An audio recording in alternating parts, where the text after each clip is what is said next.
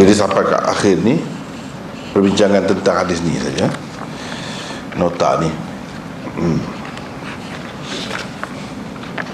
Bismillahirrahmanirrahim. Dengan nama Allah yang Maha Pengasih lagi Maha Penyayang. Abwabut Taharah an Rasulillah sallallahu alaihi wasallam. Bab-bab bersuci daripada Rasulullah sallallahu alaihi wasallam. Bab yang pertama, bab ma jaa la tuqbalu salatun bighairi tuhur. Bab tentang sembahyang tidak diterima tanpa bersuci.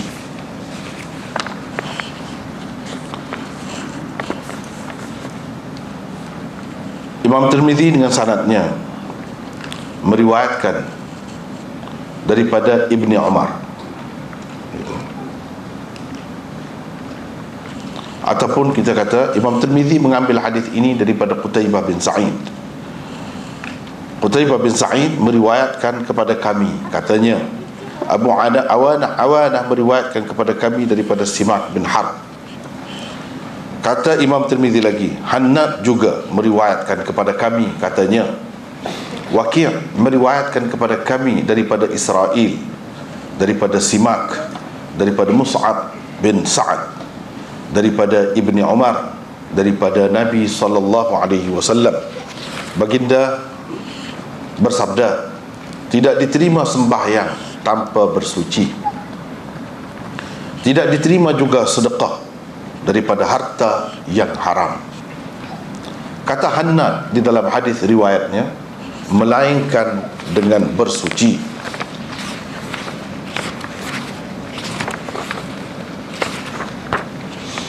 Abu Isa, yakni Imam Tirmizi, berkata hadis ini adalah yang paling sahih dan paling hasan dalam bab ini. Berhubung dengan bab ini ada riwayat daripada Abil Malih, daripada ayahnya Abi Hurairah dan Anas. Nama Abul Malih bin Usamah ialah Amir. Ada orang mengatakan namanya ialah Zaid bin Usamah bin Umair Al-Hudhali. Jadi kita tengok semula muka surat 5 tadi. Setelah kita bincang dah sebelum daripada ini tentang sanad-sanad semua, sekarang ni kita nak masuk kepada kandungan kitab itu sendiri. Imam Tirmizi nampaknya memulakan kitabnya dengan Bismillahirrahmanirrahim sahaja. Dia tak ada muqaddimah, tak ada pendahuluan. Sama seperti gurunya Imam Bukhari juga kan. Kalau kita tengok kitab dia, Bismillahirrahmanirrahim terus masuk isi terus. Jadi maknanya orang tak suka bercakap banyak lah kira-kiranya. Tak suka bercakap banyak, terus nak pergi kepada isi.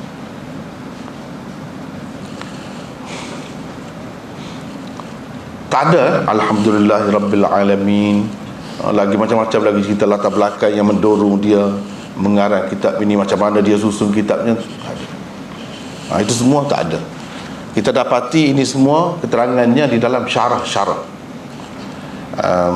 kitab Jami' At-Tirmizi ini. Antara syarah yang masyhur dalam bahasa Arab banyaklah, antaranya ialah Tuhfatul Ahwazi, Al-Arfus Syadhi, dan banyak lagi yang lain. Sebahagiannya kita telah sebutkan dalam muqaddimah dahulu. Sesiapa yang ada nota muqaddimah tu boleh tengok di situ. Jadi kira-kiranya dia menganggap Bismillahirrahmanirrahim ini sudah memadai. Kalau kata Alhamdulillah, pujian kepada Allah, ini pun sudah mengandungi pujian, sudah memadai, tak perlu yang lain-lain. Jadi cara penulisan yang ada muqaddimah itu setengah-setengah lah, bukan semuanya, bukan semuanya. Dan sebahagiannya kita telah bincangkan di permulaan syarah Bukhari dalam nota. Rasanya ramai daripada kita ni sudah ada tentang Bismillahirrahmanirrahim, jadi tidak perlu diulang lagi perbincangannya di sini. Memadai di situ saja, tengok di situlah. Lepas tu Imam Tirmizi tulis Abwabut Taharah, an Rasulillah sallallahu alaihi wasallam. Bab-bab bersuci daripada Rasulullah sallallahu alaihi wasallam. Apa maksud dia kata begitu? Kita ada nota di situ. Kemudian bab pertama dia buat bab tentang sembahyang tidak diterima tanpa bersuci.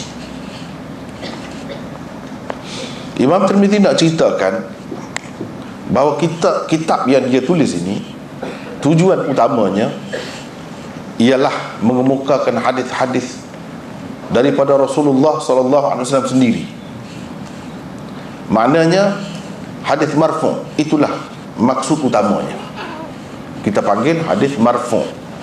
Mana-mana hadis yang dikaitkan sampai betul kepada Nabi sallallahu alaihi wasallam, bukan terhenti setakat sahabat ataupun terhenti di bawah lagi setakat tabi'in, bukan begitu.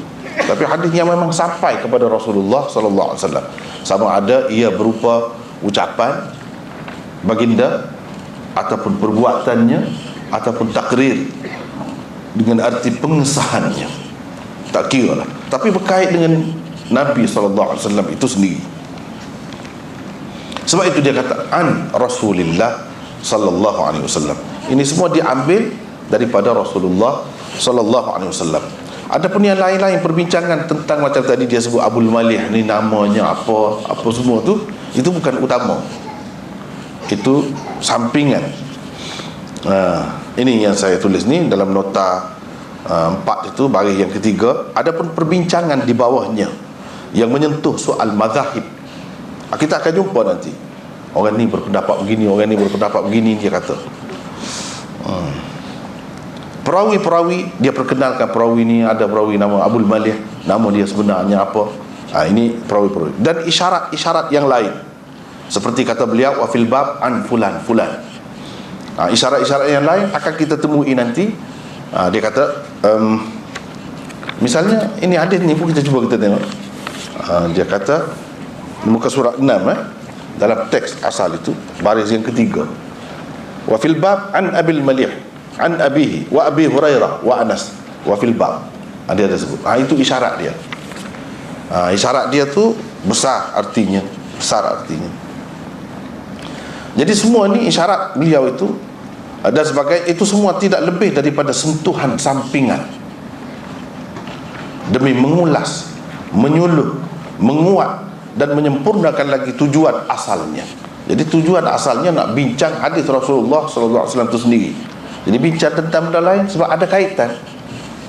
Tak dapat tidak nak faham hadis Rasulullah sallallahu alaihi wasallam itu, mesti kita kena pergi juga kepada perbincangan-perbincangan yang lain. Sebab itu Imam Tirmizi kemukakan juga perkara-perkara yang lain. Maksud dia sebenar bukan begitu.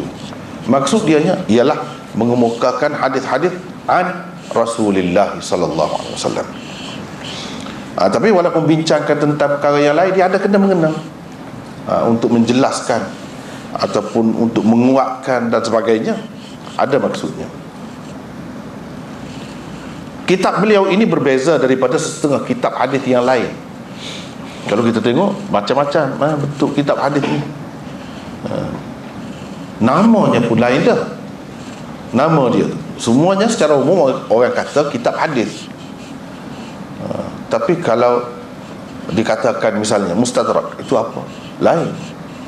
Ada juga mustakhraj apa? Ajza apa? Masyikhah, dan banyak lagi, jami', sunan, itu semua muwatta, musannaf, itu semua jenis-jenis kitab hadis. Daripada nama tu kita tahu dah bentuk penyusunan dia, persembahannya macam mana, kita sudah tahu. Kalau kita tengok macam kitab-kitab Imam Abu Hanifah atau Imam Malik dan lain-lain lagi, mereka ni tidak mengumpulkan hanya hadis Rasulullah sallallahu alaihi wasallam sahaja, tidak. Ada juga di dalam Muwatta tu misalnya athar sahabat, athar tabi'in, banyak sekali. Dan pendapat dia berapa banyak, dia bagi pendapat dia. Jadi hadis itu tak berapa banyak. Setengah-setengah orang dia tak suka begitulah, tak suka sebab kita nak hadis tu sendiri. Jadi pergi kepada yang lain pula.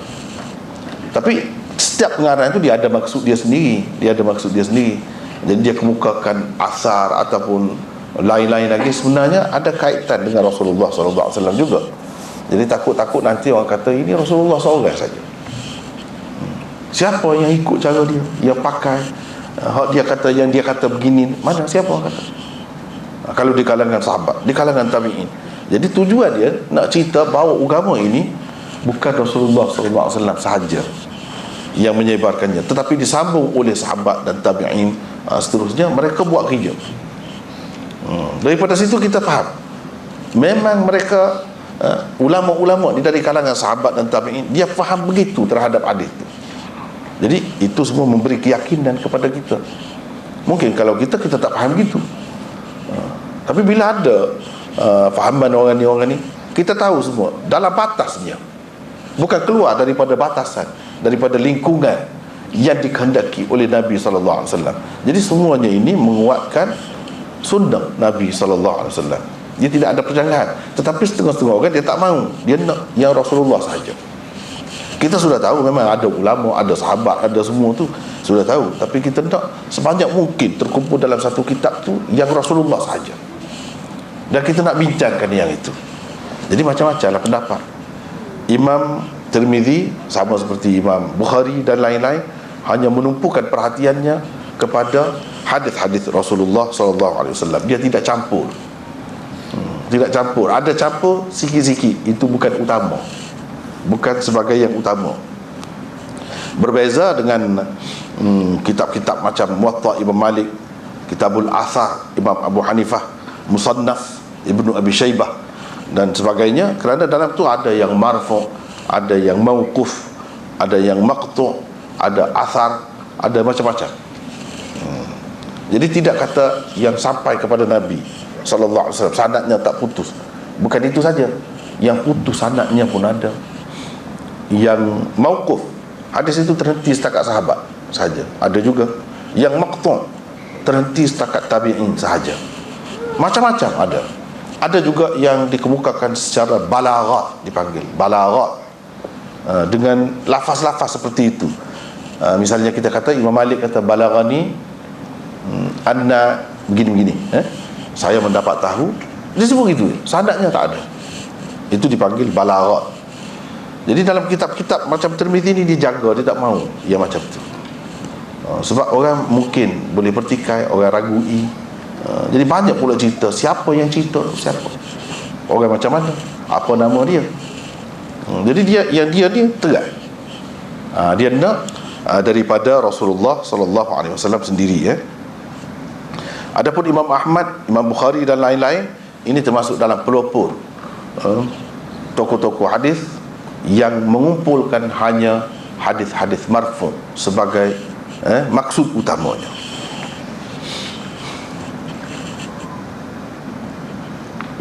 Bab-bab bersuci daripada Nabi SAW. Di situ mulanya. Kebanyakan kitab-kitab sunan dipanggil. Macam Tirmizi ni sunan. Memang kitab-kitab itu bermula dengan bab fiqh. Yang lain-lain pun ada banyak juga perbincangan, tapi kemudian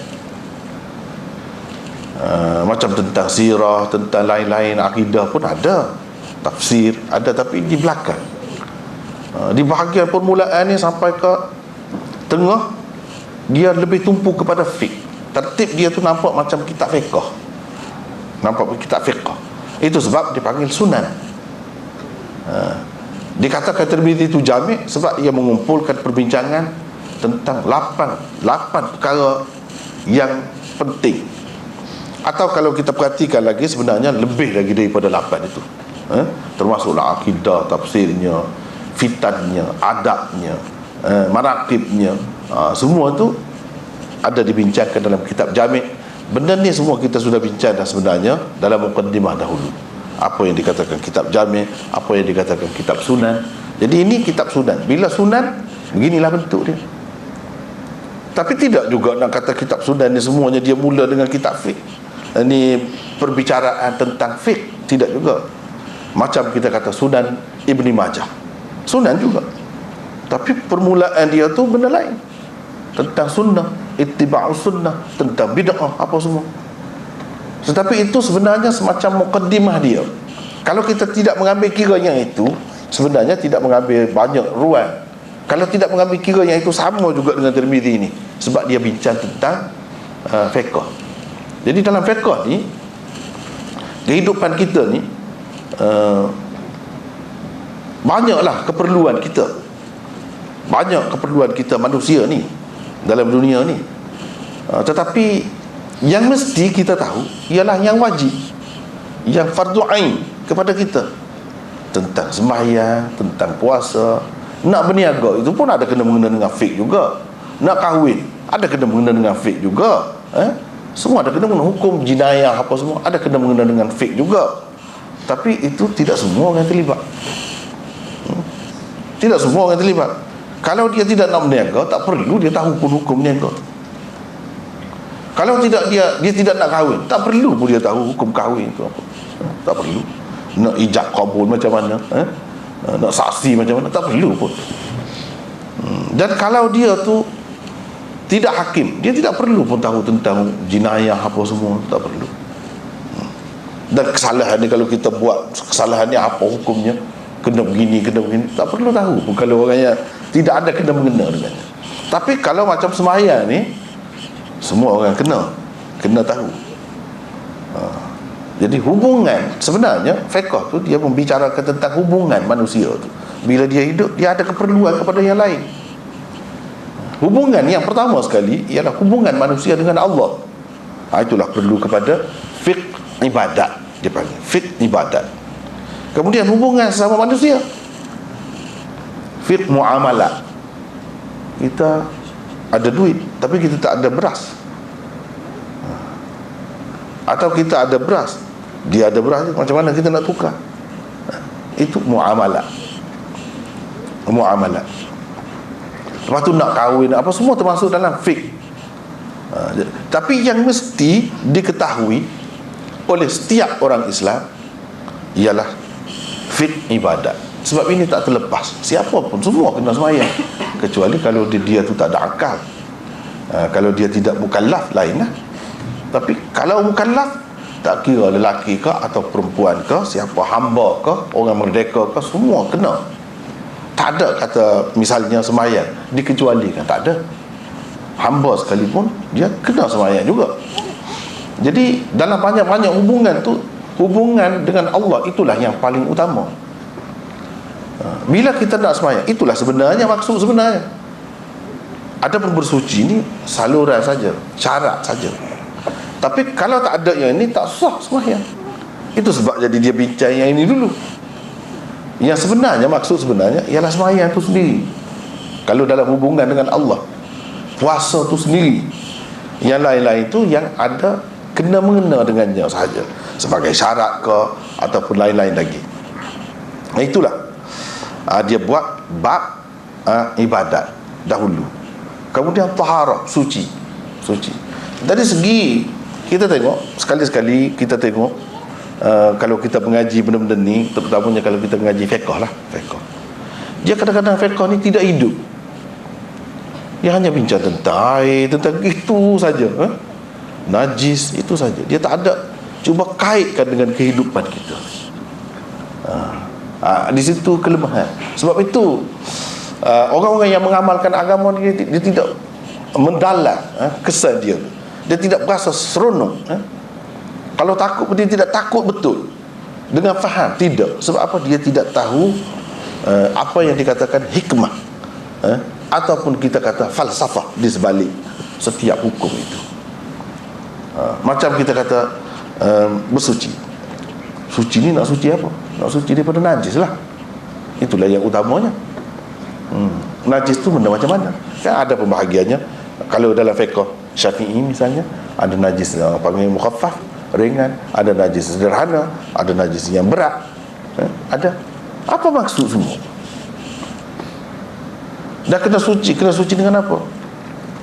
Dengan air. Itu cara nak bersuci. Kalau kita nak sembahyang tak ada air, suci juga, suci dengan tanah. Jadi tanah tu kan semakin mengotorkan kita. Kalau kita sapu di muka, semakin mencemarkan muka kita. Zahirnya nampak begitu, tapi kenapa dikatakan suci?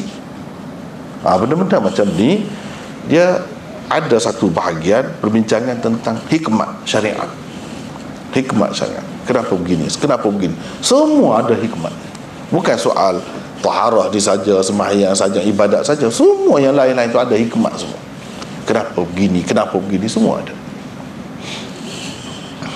Cuma kita tak tahu. Sebab pengajiannya umumnya dia zahir begitu saja. Jadi nampak sangat. Sebab itu dia tidak menarik orang-orang yang cerdik pandai, orang-orang yang bijak kalau dahulu.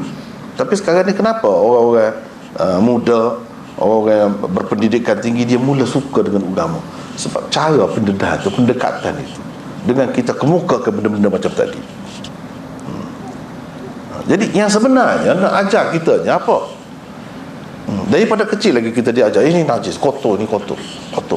Kalau nak pegang pun ibu bapa marah, pukul tangan. Jangan. Kalau kena dia suruh basuh tu sampai hilang. Hilang apa? Itulah dalam syariat ni pun hilang bau, hilang rasa, hilang warnanya.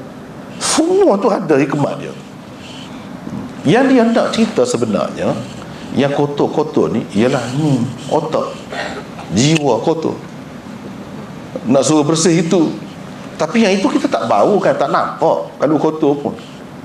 Kalau orang syirik tu, inna syirka innamal musyrikuna najasun, inna syirka la zulmun azim. Orang-orang musyrikun itu najis. Kita tak nak nampak najis pun, tak ada bau pun dia. Kalau nak kira bau, kita mungkin lebih kuat lagi bau, busuk daripada dia mungkin. Jadi kenapa dia kata begitu? Syirik ini adalah suatu kezaliman yang besar. Zalim macam mana? Zalim macam mana? Dia tidak menipu, dia tidak kecoh dalam jual beli, dalam perniagaannya, dia tidak menzalimi sesiapa pun, ambil harta orang lain secara tidak sah. Tak ada. Kenapa dikatakan kezaliman yang paling besar? Ini tak sampai ke situ. Sepatutnya kita belajar, kita kena sampai ke situ. Jadi misalnya tadi kita katakan najis, dah kotor. Yang sebenarnya bila dia sebut orang-orang musyrikin itu kotor, najis. Jadi akidah tu, fahaman itu kotor lebih dahsyat lagi. Dia nak bagi kita ni berasa benda tu tak suka, kita tak suka, kotor. Jadi diajar dengan benda-benda yang zahir dahulu. Macam tahi binatang tu, tahi binatang ni, air kencing kita kan bau busuk semua tu. Jadi bila kita tak suka dengan najis dalam kepala kita masuk, dalam kepala kita kotor, tak menarik dan membahayakan kesihatan kita dan sebagainya. Jadi bila dia sebut nanti akidah macam ni kotor, kita pun faham tu. Yang sebenarnya nak bersih itu, tetapi ini saluran yang menuju ke arah itu untuk kita mudah faham di kemudian hari. Itu tujuannya. Kemudian haji yang kotor ni macam-macam pula. Begitu juga kesalahan manusia, kesilapan manusia, kekotoran jiwanya ada banyak peringkat, tidak sama. Jadi cara menanganinya sesuai dengannya lah. Kalau yang macam ni, kalau dalam hadis-hadis disebutkan air kencing kadang-kadang lelaki yang belum sampai umur 2 tahun, belum cukup umur 2 tahun dan tidak makan selain daripada susu ibunya, memadai dengan direnjis saja. Itu saja. Kalau yang ini kuat lagi, kalau yang ini lagi kuat, kena dia sama. Salah satunya dengan air tanah tu, ada cara dia sendiri. Jadi susah kita. Jadi begitulah juga dengan kekotoran yang ada di dalam jiwa manusia ni. Dia ada banyak peringkat. Ada yang memadai dengan kita buat begini saja, ringan saja. Ada yang kena lebih teruk, Jadi sucinya itu bukan setakat zahir sahaja, tapi sucinya mesti dari segi batin juga. Apa yang kita katakan taubat tu nak suci lah. Sebab itu Allah SWT dia letakkan sekali bersuci itu dengan taubat. Innallaha yuhibbut tawwabi wa yuhibbul mutatahhirin. Sesungguhnya Allah sayang, suka kepada orang-orang yang suka bertaubat dan orang-orang yang suka bersuci.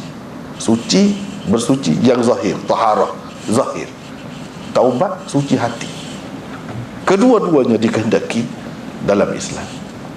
Kedua-duanya dikehendaki dalam Islam. Jadi itu berkait dengan taharah. Kita pergi pula kepada ambil air sembahyang misalnya, kenapa basuh tangan, basuh muka, sapu telinga dan sebagainya, basuh kaki? Benda-benda ni dalam hadis dia tidak cerita secara langsung. Benda-benda ni banyaknya ulama-ulama yang menjelaskannya. Apabila dia kaji, tengok di sebalik ni semua, besar artinya. Walaupun kita kata dari segi zahir tak ada kotor apa pun, tapi kena ambil air sembahyang kalau kita berhadas. Jadi berhadas tu kotor. Kita tak nampak benda-benda macam ni kalau tidak beragama. Tapi kalau kita belajar dalam hadis, dia kata malaikat ni kalau kita dalam masjid, bila kita berhadas dia lari daripada kita. Dia tidak duduk dekat kita. Benda-benda macam ni kita tak dapat dengan akal kita. Hanya Rasulullah sallallahu alaihi wasallam cerita. Sebab apa? Kita sudah kotor. Bukan kotor zahir. Hadas itu pun satu bentuk kotor juga. Yang mana benda ni sama-sama kita tidak dapat kesan. Kita tidak berasa kotor pun, tak ada bau apa pun. Tapi kalau kita nak sembahyang tak boleh dalam keadaan itu. Ada makhluk yang dapat mengesannya. Bila dia kesan, dia tak mahu duduk dekat kita. Tak ada dia istighfar, minta ampun dengan Allah untuk orang. Tapi kalau selagi orang tu dalam keadaan suci, dapat malaikat itu istighfar itu semua tu. Cuba kita perhati jadi agama ni dia cerita ni ada yang tak sampai akal kita. Panca indera kita pun tak sampai, tak dapat mengesan benda tu. Tapi dia cerita ada makhluk lain yang lebih suci sungguh. Tak ada berdosa, tak ada fikir nak buat perkara-perkara yang jahat. Nak buat dosa tak ada. Malaikat suci betul. Jadi kita dikehendaki ada pada ketika-ketika tertentu menyerupai mereka. Nak sepenuhnya tak boleh sebab kita manusia. Tetapi diajar. Itulah benda ni di sebalik ni semua ni pengajaran hikmah tu yang perlu juga sebenarnya dikemukakan, walaupun tidak secara khusus, tapi sambil-sambilan begitu pun supaya kita tahu.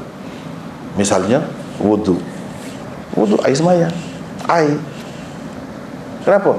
Sebab anggota ni 7 anggota tu yang kita basuh dan kita sapu tu 7. Kita boleh masuk neraka dengan sebab 7 anggota ni. Jadi panas. Memang pun kalau orang banyak melakukan dosa, dia panas, dia tak tenang. Dia lebih sesuai dengan neraka. Api tu nak dipadamkan dengan apa? Dengan air yang dapat memadamkannya, menyejukkannya. Jadi kita basuh semua ni. Seseolahnya yang panas tadi, yang menyala-nyala tu kita padamkan. Di samping itu bermakna kita bertaubat juga. 3 kali basuh muka. Rukun taubat ada 3. Meninggalkan dosa, menyesal dan berazam tidak mau buat lagi. Tengok, semua ada di sebalik itu. Tapi kita tengok, kalau sepintas lalu macam kita buat gitu saja, main-main air saja. Di sebalik itu cukup besar hikmahnya, yang menyebabkan kalau kita sedar, kita tak akan melakukan perkara yang tidak baik. Sebab apa? Kita malu dengan Allah SWT. Berapa kali dah berjanji, berapa kali dah, setiap kali ambil sembahyang, maknanya kita kata kita tak mahu buat, lepas tu buat lagi. Dalam keadaan sedar kan kita merasa malu. Tapi kalau dalam keadaan tak sedar, tak mari itu. Sebab kita buat yang zahir sahaja. Sebenarnya agama ni kalau kita pergi sampai situ, baru nampak maksud dia, baru nampak. Begitulah juga dengan ibadat sembahyang yang lain-lain pun semua dia ada kaitan itu, ada hikmah dan ada falsafahnya. Bila kita tengok situ nampak hebat.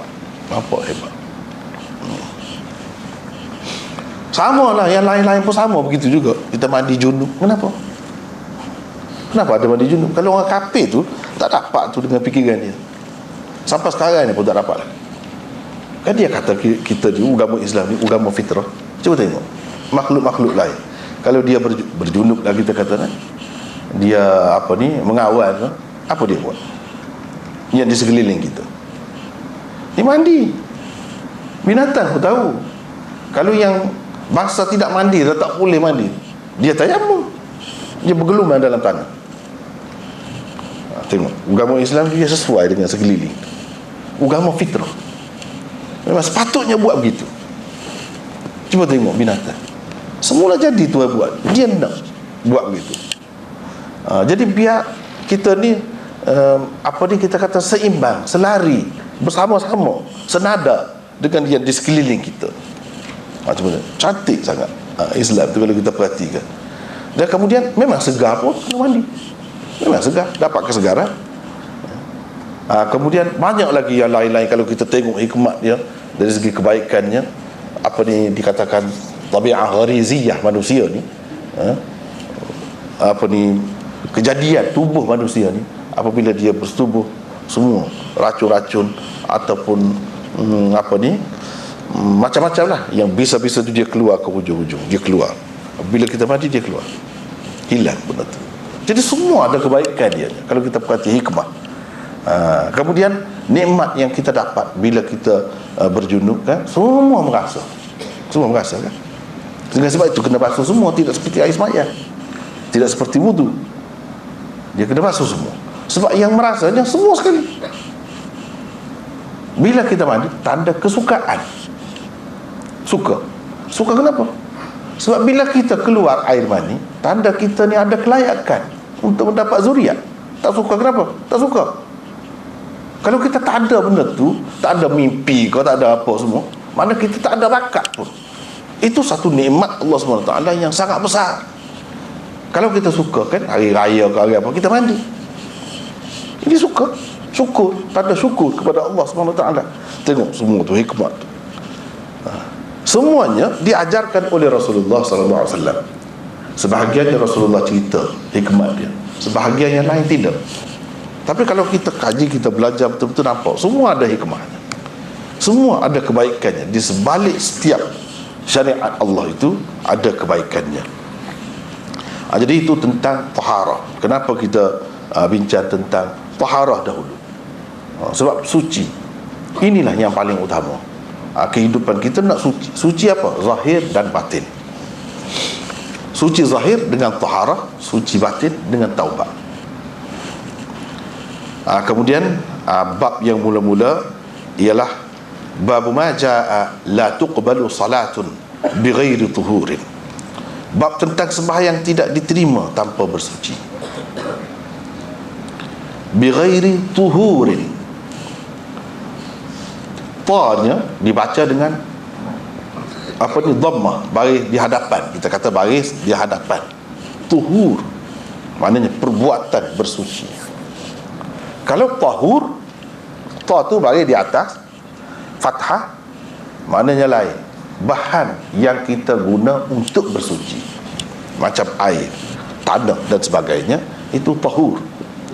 Di sini tuhur, perbuatan bersuci itu. Sebab apa? Sebab sembahyang ni benda suci, benda bersih. Jadi dia kena sesuai dengan bersih. Dalam keadaan kotor tidak diterima. Dan baru kita faham apabila kita beragama bahawa suci-suci ni dia bukan kotor dengan najis saja. Berhadas pun kotor juga, tidak layak kita nak bersembahyang. Sebab dalam keadaan tu nak betul-betul kita ni bersih sungguh, bersih daripada najis dan bersih daripada hadas. Hadas besar, hadas kecil, yang mana benda ni kita tidak dapat kesan, tetapi makhluk-makhluk yang lain dapat kesan. Malaikat misalnya kita sebut tadi, syaitan, jin apa, ya beza, ada beza. Orang yang dalam keadaan suci dengan orang yang dalam keadaan kotor, dia berbeza. Dia nak pengaruhi, dia nak meninggalkan kesan buruk kepada orang itu, dia ada kaitan dengan suci ni juga. Jadi dari sudut itulah kita kata pengajian tentang bersuci ni sangat penting.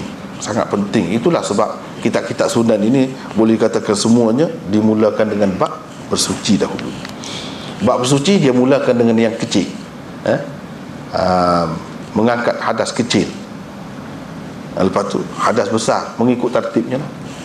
Semua itu menghalang kita daripada menghadap Allah. Sebab nak menghadap Allah ni mesti dalam keadaan betul-betul suci. Sebab itu tidak diterima. Baiklah, sebenarnya tajuk yang dibuat Imam Tirmizi ini kita panggil tarjamatul bab, tajuk bab. Tajuk bab dalam kitab-kitab hadis ni berbeza-beza. Tajuk bab yang paling rumit, paling susah, paling seni dan paling dalam maksudnya, paling luas maknanya, tajuk yang dibuat oleh Imam Bukhari. Tak boleh lawan. Tak ada lagi macam tu sampai sekarang ni. Walaupun sudah 1000 tahun lebih berlalu zaman dia buat, sampai sekarang ni tak ada lagi orang boleh pecah rekod lah kita kata. Tak ada. Semua akui itu yang paling tinggi, paling istimewa. Kalau tajuk yang dibuat oleh Imam Tirmizi, murid dia tahu cara guru dia buat tu macam mana, apa maksudnya, sangat seni, sangat tinggi maksud, tapi dia tak buat begitu. Sebab masing-masing ada maksud, ada tujuannya. Tajuk yang dibuat oleh Imam Tirmizi adalah tajuk yang paling mudah. Itu berbeza. Kalau Bukhari paling payah, ini paling mudah, paling terang dan paling tepat. Kita boleh tengok zahir sebagaimana zahir, tepat. Tak perlu takwil-takwil, pusing ke sana pusing ke sini, tak perlu. Kena guna kaedah itu, kaedah ini banyak-banyak, tak perlu. Dan Imam Tirmizi mengutamakan dalam membuat tajuk dia seboleh-bolehnya gunakan lafaz hadis itu sendiri untuk dibuat tajuk. Jadi macam di sini, mana hadisnya? Itu hadisnya sebelah tu, muka surat 6. La tuqbalu salatun bighairi tuhurin. Itulah lafaz hadis, lafaz tajuk ni. Tajuk ni adalah lafaz hadis, tapi sebahagian hadis, bukan sepenuhnya. Yang sepenuhnya ada dalam hadis ni. Wala sadaqatun min ghulul. Tapi tajuk ni diambil sekerat saja, sebahagian saja daripada hadis itu.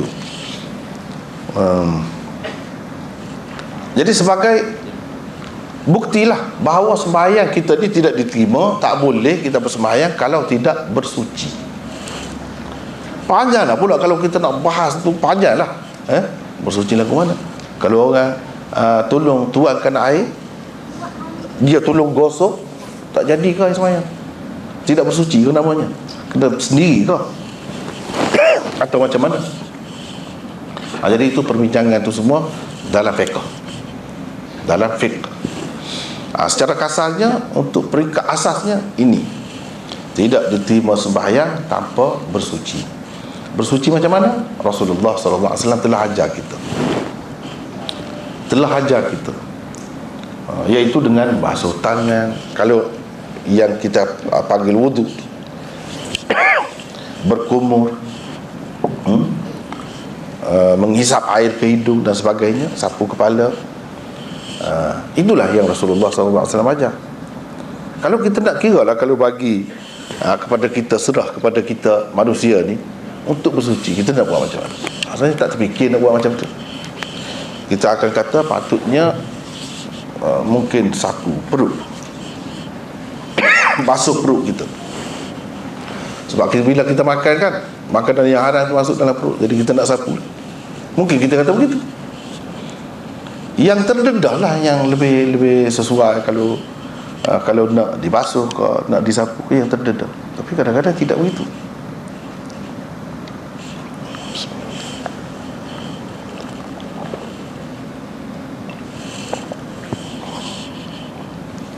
Rasulullah SAW ajarkan kepada kita yang mana nak dibasuh, yang mana nak disapu. Itu yang diajar. Kalau kita tak buat begitu, tak boleh. Dan kalau kita perhati pun sebenarnya, kalau kita kata perut lebih baik basuh, tidak. Dia nak masuk dalam perut tu mulut dulu. Mulut sudah berkumur dah, cukup. Kita nak ajar diri kita jangan makan benda haram, jangan bercakap benda haram dengan mulut. Ini tempat simpan saja perut tu. Kalau tidak, dia nak pergi dalam macam mana dalam perut. Jadi yang pentingnya berkumur. Dan itu mudah. Anggota yang terdedah. Kalau perut ni kena buka baju, susah. Jadi agama Islam itu tidak susah, mudah. Jadi kan banyak perkara. Kalau kita perhatikan, memang sesuai. Memang sesuai. Yang disuruh basuh sapu ni hujung-hujung anggota, di mana biasanya terdedah.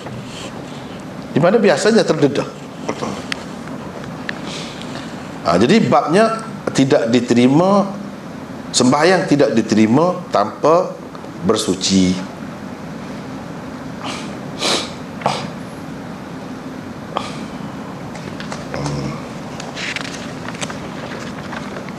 Itu tajuknya. Tajuk ni diambil daripada hadis yang dikemukakannya di bawah tajuk itu sendiri.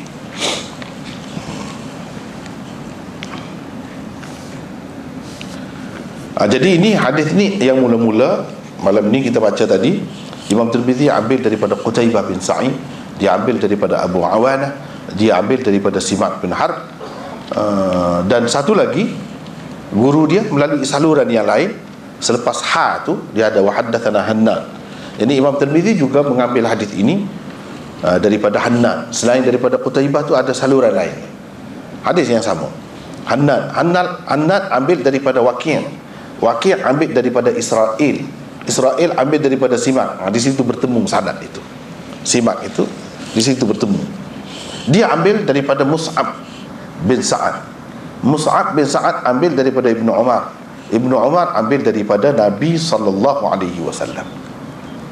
Itulah sanad hadis yang kita kata nak sampai kepada Rasulullah tu. Kalau sanad yang pertama Qutaibah, satu daripada Tirmizi, Abu Awanah, dua, Simak bin Harb, tiga, Mus'ab, empat, Mus'ab bin Sa'ad itu empat. Diambil daripada Ibnu Umar lima, baru daripada Rasulullah SAW. Jadi yang di tengah tu, di antara Imam Tirmizi dan Rasulullah SAW hanya lima saja. Mata rantainya lima saja. Tapi kalau mengambil kira kita, seperti yang baru ni lah yang saya kemukakan itu, daripada zaman kita, daripada saya misalnya, muka surat 1, cuba tengok berapa banyak, nak sampai kepada Imam Tirmizi saja sudah berapa banyak.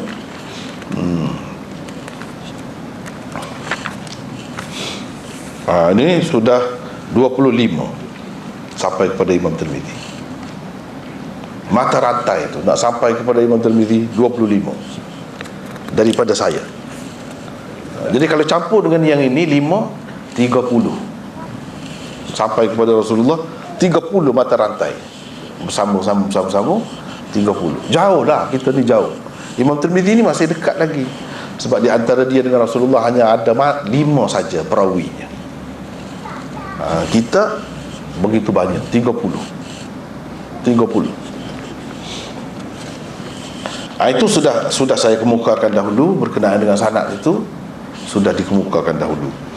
Jadi di sini Imam Tirmizi mulakan haddatsana. Muka surat 6 tu hadis yang pertama, haddatsana Qutaibah bin Sa'id. Bila kita nak baca hadis ini, tak boleh baca begitu seperti mana yang tertulis, tak boleh. Kalau orang yang belajar betul, dia tidak baca begitu. Dia kena baca seperti yang saya tulis di bawah tu. Ada nota 7. Nota 7, perlu sekali diketahui bahawa sebelum dikatakan haddatsana atau akhbarana di permulaan isnad, jadi perbuatan mengaitkan hadis ini dengan orang ni ambil daripada orang ni ambil, itu isnad. Kita panggil isnad. Di permulaan isnad diucapkan terlebih dahulu rangkai kata wabihi qala. Gitu maksudnya. Kita kena kata begitu. Macam tadi kan saya baca wabihi qala haddatsana Qutaibah bin Sa'id, qala haddatsana Abu Awanah, akhbarana Abu Awanah, dan seterusnya. Saya sebutkan tadi wabihi qala. Walaupun tak ada, tapi kita kena sebut. Tak sebut, kita tak tahu cara lah.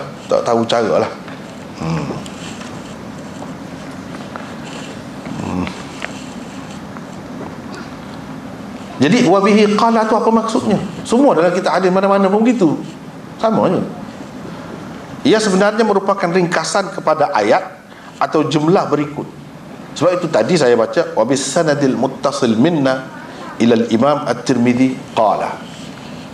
Maksudnya dengan dan dengan sanad sama, bersambung-sambung daripada kami sampai kepada Imam Tirmizi. Beliau, yang Imam Tirmizi berkata, barulah Qutaibah bin Sa'id beriwayatkan kepada kami dan seterusnya. Itu maksud. Jadi bila saya kata wa bihi qala haddatsana Qutaibah bin Sa'id, bermakna saya kata tu dengan sanad yang saya sebutkan di muka surat 1. Tak mahu nak ulang. Kalau nak ulang banyaklah sampai 25. Sampai ke Imam Tirmizi 25. Takkanlah setiap nak baca hadis tu nak sebut semua. Jadi bila kita kata wa bihi qala, dengan sanad itulah, dengan sanad yang sebut sebelum ni, saya kemukakan sekarang ni, dengan sanad itulah sah, maknanya rasmi. Bukan curi-curi, tidak, tapi dengan rasmi, dengan sah, diakui oleh guru. Begitu. Itulah maksud wa bihi qala haddatsana Qutaibah bin Sa'id qala. Dia kena ada sebut qala tu. Qala akhbarana Abu Awana, walaupun tak ada tertulis. Benda ni semua ulama-ulama hadis sebut begitu semua. Umpamanya dalam muqaddimah Sahih Muslim, Imam Nawawi terangkan semua. Kalau begini macam mana sepatutnya, walaupun tak ada kita kena baca begini. Semua disebutkan adab dalam menyampaikan hadis. Akhbarana, tak apalah, di sini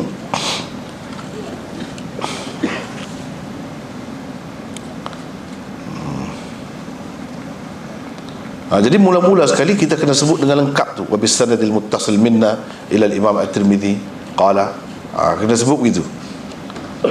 Kemudian wa bihi qala haddatsana wa bihi qala akhbarana sahaja pun sudah memadai dah. Kemudian itu akan datang saya akan sebut gitulah, wa bihi qala haddatsana. Kalau haddatsana ini sini disebut haddatsana terang begitu. Haddatsana lah orang yang tahu baca Arab, dia boleh baca. Tapi kadang-kadang dalam setengah-setengah kitab hadis ni, dalam kitab Tirmizi ni sendiri, dalam nuskhah yang lain, dia tulis sa nun alif sahaja, sa nun alif, tapi kita baca wa bihi qala haddatsana juga. Itu ringkasan, ringkasan singkatan kepada haddatsana. Kadang-kadang dia tulis nun alif sahaja, jangan kita baca na, dan jangan kita baca sana, salah. Nun alif bermakna haddatsana. Sebelum itu kita kena kata wa bihi qala haddatsana. Itu kaedahnya. Macam yang kemudian tu, selepas Qutaibah bin Sa'id, ana dia tulis tu, hamzah alif, nun alif tu bukan ana tu, akhbarana. Kena baca begitu, tak boleh dibaca ana. Kalau ana salah, akhbarana. Abu Awana, kalau sa nun alif haddatsana, atau nun alif saja haddatsana, itu akhbarana Abu Awana.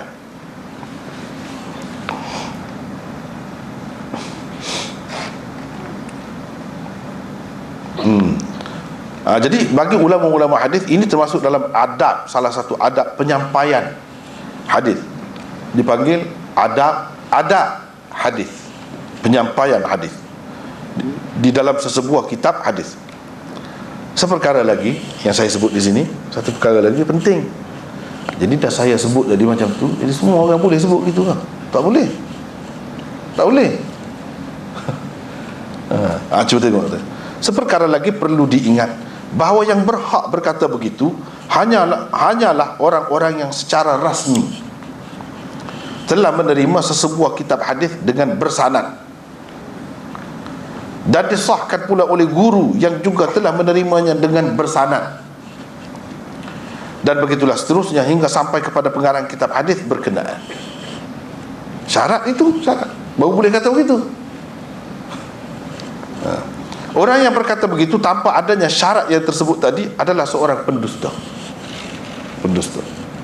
Sebab mana dia sanad? Dia kata wabihi itu dengan sanad tu. Sanad mana? Bila dia belajar? Kalau kita ambil semata-mata kitab Tirmizi ni, kita pun buka, kita pun baca, kita kata wabihi dengan sanad. Sanad mana? artinya kita berdusta, kecuali kita belajar secara sah, secara rasmi. Jadi ini bukan berarti kalau kita tak kata begitu, kita tak boleh nak amalkan kandungan hadis itu. Tidak, itu cerita lain. Kandungan hadis itu siapa pun cerita memang kita kena pakai, memang macam itulah. Tapi nak menyampaikan hadis ni, nak kata begitu, tak boleh. Mesti kena ada syarat tadi. Untuk mengamalkan hadis tidak perlu tu semua tu. Tak tahu sanad ni semua pun tak apa. Tak tahu semua tu, tak apa. Yang penting kita kena amalkan. Tak boleh bersembahyang tanpa bersuci. Tak ada air sembahyang, tak boleh kita sembahyang, tak sah sembahyang kita. Itu yang kena tahu. Semua kena pakai begitu.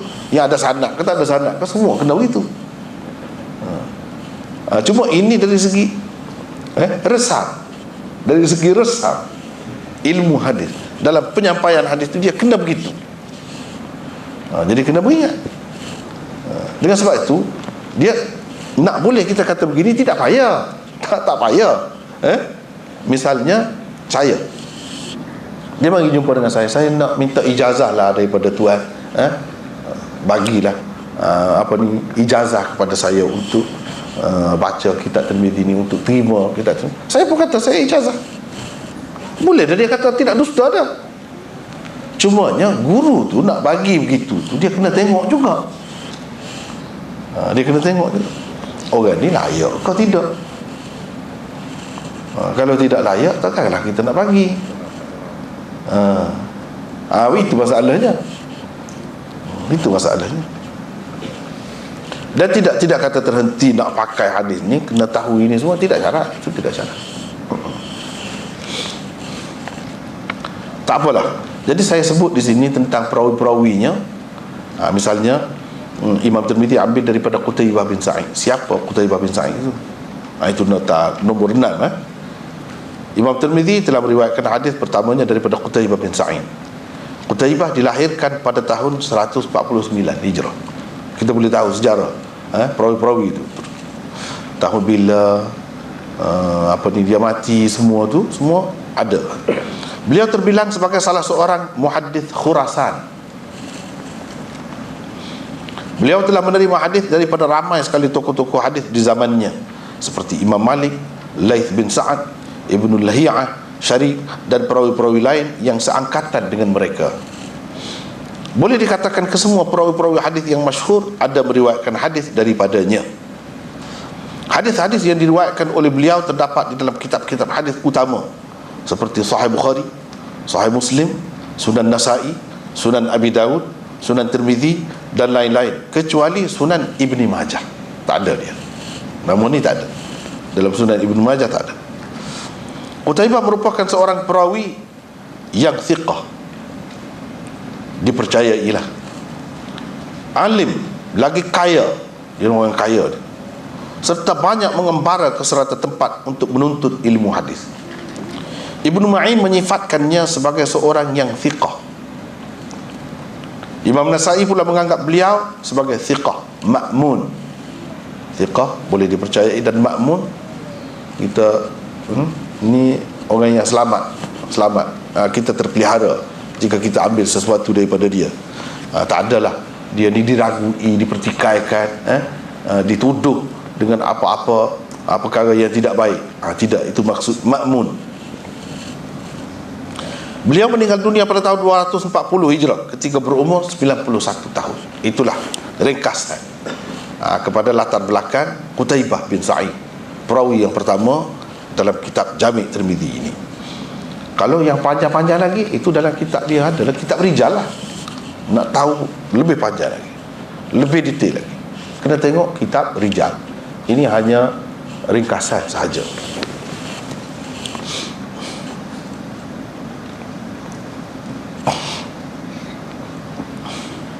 Begitu juga Abu Awanah. Di bawah tu Abu Awanah itu kunyah, nama panggilan dia. Nama sebenar Abu Awanah ialah Al-Waddah bin Abdullah Al-Yashkuri Al-Wasiti Al-Bazzaz. Abu Awanah adalah seorang muhaddits yang terkenal.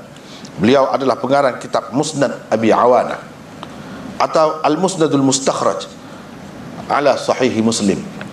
Mustakhraj, kitab mustakhraj atas sahih Muslim. Maknanya mustakhraj ni kitab hadis yang hadisnya sama tapi sanadnya lain. Sanadnya lain. Itu mustakhraj. Maknanya seorang pengarang tu dia letak satu kitab hadis depan dia, katakanlah kitab sahih Muslim macam yang dilakukannya.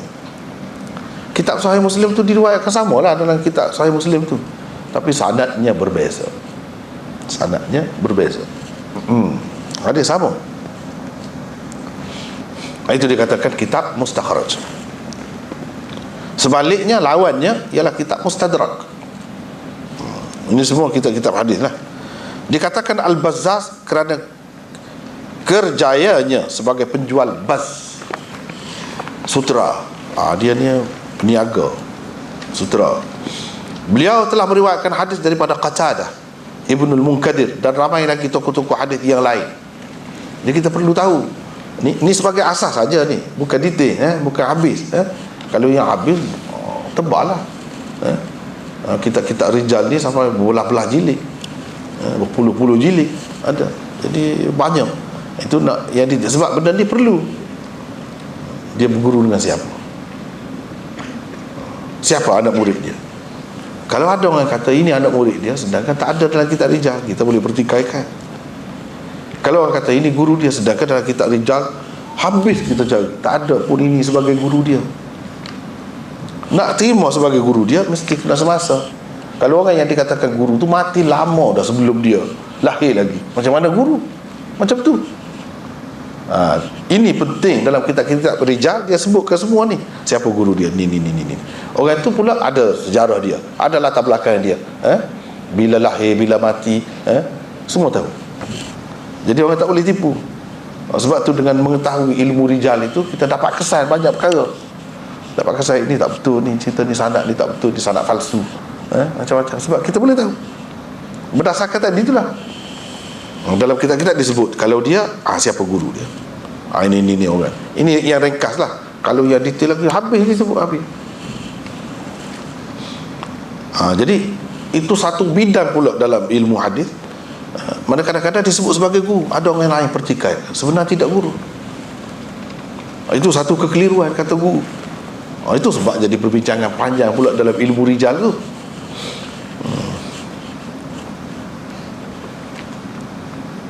Orang-orang yang meriwayatkan hadis daripada beliau adalah tokoh-tokoh hadis seperti Qutaibah, Musaddad dan lain-lain. Abu Awana adalah seorang yang thiqah, lagi thabt. Ini istilah-istilah kitab rijalan. Tokoh yang kukuh, thabt, kukuh, kemas. Kethiqahannya disepakati para ulama hadis. Abu Awana meninggal dunia pada tahun 176 Hijrah. Di peringkat awal ni, peringkat awal lagi ni, jauh dah kita ni.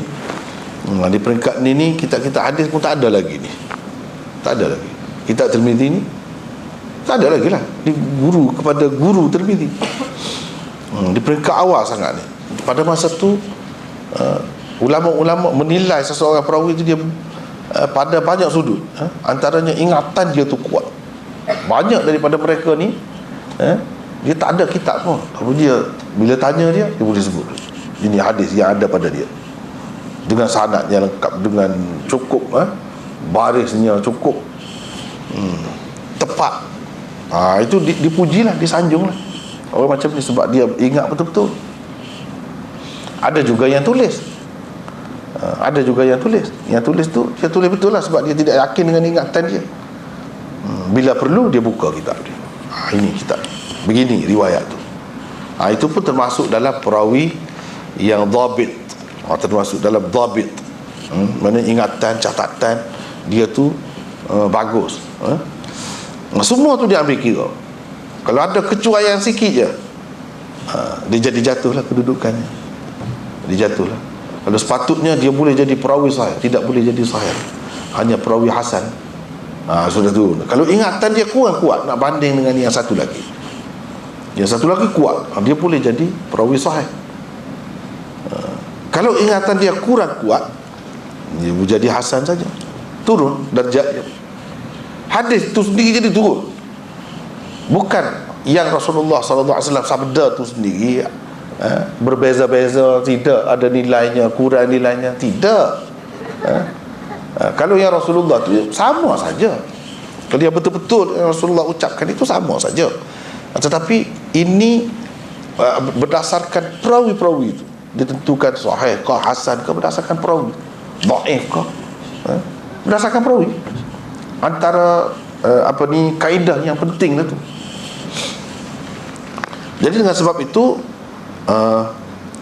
mestilah orang-orang yang kuat ingatan dia. Dalam sejarahnya kalau kita baca memang kuat-kuatlah ingatan orang yang hebat-hebat lah kira-kiranya.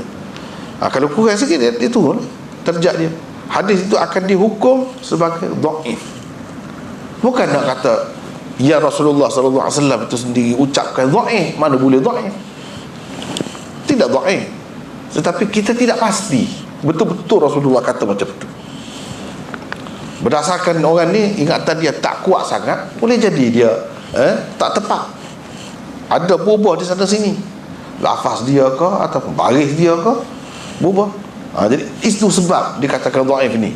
Bukan kita kata kata-kata Nabi itu ada berbeza-beza, ada yang boleh dipercayai, ada yang tidak boleh dipercayai, bukan gitu.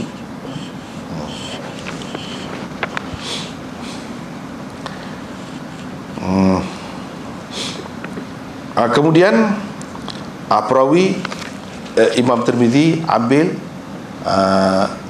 daripada Qutaibah, daripada Abu Awanah, daripada Simak setakat itu. Lepas tu Simak tu ambil daripada Mus'ab bin Sa'ad.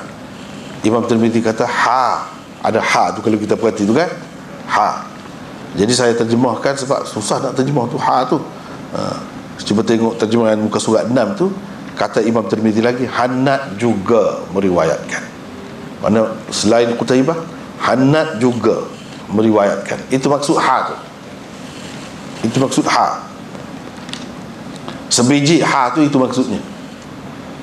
Jangan pandang remeh. Jangan pandang remeh. Jadi Hannad ini ialah saluran kedua riwayat Imam Tirmizi bagi hadis ini. Saluran kedua. Orang panggil tariq, riwayat, jalan atau saluran riwayat yang kedua bagi Imam Tirmizi. Saluran yang pertama daripada Qutaibah. Kedua-dua ni dia bertemu pada Simak. Simak tu ambil daripada orang yang samalah. Dua-dua riwayat. Tapi di bawah, di peringkat bawah ni berbeza.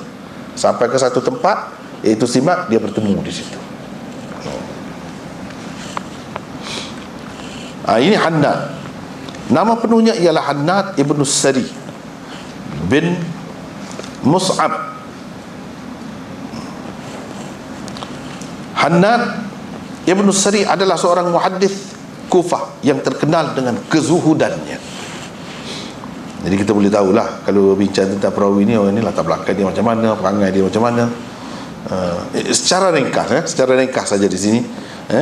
Beliau tidak pernah berkahwin dan tidak juga pernah menyimpan hamba sahaya perempuan sebagai isteri. Tak ada. Kerana itu Hannad terkenal dengan gelaran Rahibul Kufah. Macam pendeta. Kalau padri itu teruk sangat kan. Pendeta Kufah. Sebab padri kan dia tak kahwin. Zuhud. Ini pun zuhud. Beliau telah meriwayatkan hadis daripada Abil Ahwas, Syarik bin Abdullah, Ismail bin Ayyash dan tokoh-tokoh perawi hadis yang seangkatan dengan mereka. Selain Bukhari, semua pengarang kitab-kitab sahih ada meriwayatkan hadis daripada Hannad. Tokoh-tokoh muhaddisin yang lain juga turut meriwayatkan hadis daripada beliau. Imam Ahmad pernah ditanya tentang tokoh hadis di Kufah yang hadisnya harus ditulis. Jawab beliau, "Alaikum bihannad." Maksudnya pastikan kamu menerima hadis daripada Hannad. Kalau kamu pergi sana nak cari hadis dengan dia, cari dia. Maknanya Imam Ahmad akuilah kira. Kata Qutaibah, tidak pernah saya melihat Waqi' menghormati seseorang seperti beliau menghormati Hannad. Hannad telah mengarang sebuah kitab besar berkenaan dengan kezuhudan. Imam Nasai berkata, beliau adalah seorang thiqah. Hannad meninggal dunia pada tahun 243 Hijrah ketika berumur 91 tahun juga. Panjang-panjang umurnya. Jadi akan datang ni saya akan tulis gitulah, baca sendirilah benda macam ni kan. Ini pasal perbulaan. Begitulah insya-Allah kitab ni akan ditulis. Dari segi perawi-perawi dia tu pun sedikit sebanyak kita akan kemukakan juga. Yang pentingnya kita faham istilah-istilah ataupun kaedah-kaedah yang diguna pakai dalam kitab-kitab hadis tu. Misalnya ha di sini, kita nak baca macam mana ha sebiji tu. Jadi macam tadi kan saya baca, wa bihi qala hadatsana Qutaibah bin Sa'id qala akhbarana Abu Awana an Simak bin Harb ha qala wa haddatsana. Itu tak ada tu qala tu, tak ada. Dan qala tu ha qala wa haddatsana, qala tu selepas ha, lepas tu baca wa haddatsana. Maknanya waw itu ataf. Ini dari segi nahwu lah sikit ataf kepada haddatsana yang mula-mula tu. Itulah sebab kita terjemah Hannad juga meriwayatkan. Seperti mana Qutaibah meriwayatkan hadis ini kepada saya terima juga hadis ini melalui saluran Hannad ini. Dia juga meriwayatkan kepada saya benda yang sama. Jadi cuba tengok situ nota apa ni 10 muka surat 7 ya. Saya rasa ini kecil sangatlah tulisan ini. Sebenarnya kena besar sikit. Penat baca ni, penat kecil sangat. Saya nak yang lain tapi serah kepada orang lain, dia macam ni. Kecil sangat. Di dalam teks asal berbahasa Arab sebelum wa haddatsana Hannad terdapat huruf ha. Para ulama hadis berbeza pendapat tentang hakikat dan arti huruf ha ini serta cara membacanya. Jadi kita kena tahulah. Lain kali tak payah ulang lah. Kalau ada macam ni faham sendirilah, inilah maksudnya. Pendapat mereka antara lainnya adalah seperti berikut. 1. Ia adalah huruf ha sebenar-benarnya tanpa sebarang titik. Dikatakan ha muhmalah, mufradah, bukan jim atau kha. Bukan. Ha betul lah. Ia merupakan ringkasan kepada perkataan. Kalau kata ha saja tu, dia ni ringkasan kepada perkataan at-tahawul. Maksudnya perpindahan, pertukaran sanad. Mana di sini berlaku pertukaran sanad. B at-tahwil, maksudnya pemalingan atau pemusingan sanad. Bermula daripada sini kita pusing sanad, pusing macam lain pula. C al-hadith, bacalah hadisnya nanti. Jadi dibaca apa? Ha tu al-hadith, disebut al-hadith, bukan ha al-hadith, tapi ha tu ringkasan kepada al-hadith lah. Jadi nanti akan ada hadisnya, bacalah hadis itu. Hadis itu kita terima melalui sanad ini lah. Di sah, bila sampai di situ orang baca sah.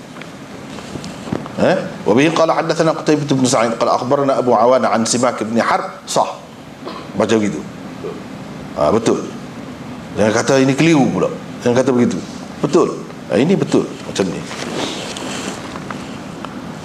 Ihail, yang menyekat atau menghalang.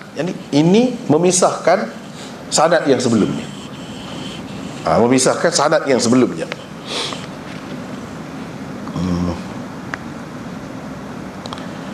Jika ia dipakai dengan arti A dan B, maka ia dibaca dengan ha. Ha, gitu bacanya. Sahaja. Mengikut sesetengah ulama, hadis di sebelah timur orang panggil masyariqah. Ulama-ulama hadis ni zaman dahulu dibagi kepada dua. Ini pasal kebanyakannya dalam dua pihak ni lah.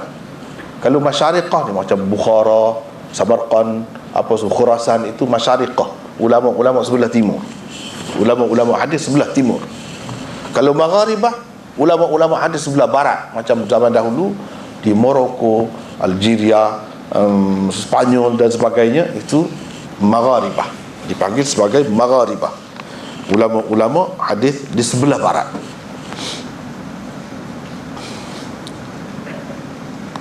Dia kata di sebelah timur. Mengikut sesetengah yang lain, ia dibaca dengan ha, begitu. Ha. Artinya ialah pertukaran sanad di sini adanya. Di sini pertukaran sanad itu berlaku di sini. Menurut Maulana Muhammad Anwar Shah Kashmiri, ia lebih elok dibaca dengan qasar, iaitu ha saja. Jangan kata ha, bukan ha, begitu saja. Lebih elok dibaca begitu, bukan mad, yakni ha, bukan begitu. Alasan beliau ialah kata Sibawayh, bahawa huruf ejaan bahasa Arab yang tunggal atau terdiri daripada dua huruf yang berakhir dengan alif, jika berada dalam ayat akan dibaca dengan mad. Dalam keadaan bersendirian dan tidak berada di dalam ayat pula, ia akan dibaca dengan qasar. Mana kalau satu tunggal itu ha, kalau dalam ayat ha, kena begitu. Itu mengikut Sibawayh, imam dalam ilmu nahwu bahasa Arab. Antara contohnya ialah syair Hassan bin Thabit dalam memuji Rasulullah sallallahu alaihi wasallam. Kata beliau, maqala la qattu illa fi tashahhudihi, maqala la qattu illa fi tashahhudihi, laula tashahhudu lam tusma' lahu la'u, laula tashahhudu lam tusma' lahu la'u, maqala la qattu illa fi tashahhudihi, laula tashahhudu lam tusma' lahu la'u. La'u, tengok ada u begitu, padahal la disebut u pasal itu dalam ayat. Sebab dia dua huruf dan berakhir dengan alif. Ini mengikut kaedah. Syair ini mengikut kaedah, tepat mengikut kaedah. Bermaksud tidak pernah dia berkata tidak sama sekali, kecuali dalam tasyahudnya. Asyhadu an la ilaha illallah. La itu ada dalam tasyahud saja. Kalau tidak kerana bertasyahud, nescaya tidak dapat didengar dia berkata tidak. Sebab tasyahud ada la tu. Kalau tidak kerana tasyahud, tak ada la. Jadi Rasulullah sallallahu alaihi wasallam ni minta apa pun dia, boleh, boleh. Tak ada, tak boleh, tak ada. Semua boleh. Semua boleh. Semua boleh pergi rumah saya, boleh. Begini, ya. La tu tak ada. Takkanlah Rasulullah sallallahu alaihi wasallam tak guna la, banyak dalam hadis ada la kan. Ini maksud dia nak cerita sifat murah Rasulullah sallallahu alaihi wasallam tu. Dan tidak susahlah nak berhubung dengan dia, nak kita minta apa-apa dengan dia, mudah. Bahkan kalau dia nampak orang yang suka, nampak berkenan apa-apa, dia tanya, nak ambil, bagi. Kalau dia pakai, kalau nampak orang berkenan, dia pergi pecat, dia bagi. Itu Rasulullah sallallahu alaihi wasallam, seorang yang sangat murah. Ini termasuk dalam bab mubalaghah, orang panggil, orang panggil mubalaghah ni. Dia nak menyatakan betapa dia tu, sampai begitu sekali. Jadi itu dari segi kaedah. Ha pun sama juga. Bila satu saja ha, kita kata begitu. Bukan kata ha, ha dengan ada hamzah di belakang dia dengan mad. Itu kalau dalam ayat, iyalah. Kata Sibawayh begitulah, mengikut kaedahnya. Ulama-ulama hadis di sebelah barat pula membacanya dengan berkata tahwil. Bila sampai di situ tahwil dia kata, atau at-tahwil, dibaca begitu. Artinya ialah pemusingan sanad berlaku atau ada di sini. Di sini bermula berlaku pemusingan sanad itu, berpaling sanad. Jika ia dipakai dengan arti si, maka pada hakikatnya al-hadis yang disebutkan itu menjadi maf'ul bagi fi'il yang mahdzuf. Ini dari segi kaedah nahwu sikitlah. Al-hadis, kita kata al-hadis. Ini iqra al-hadis, baca hadis.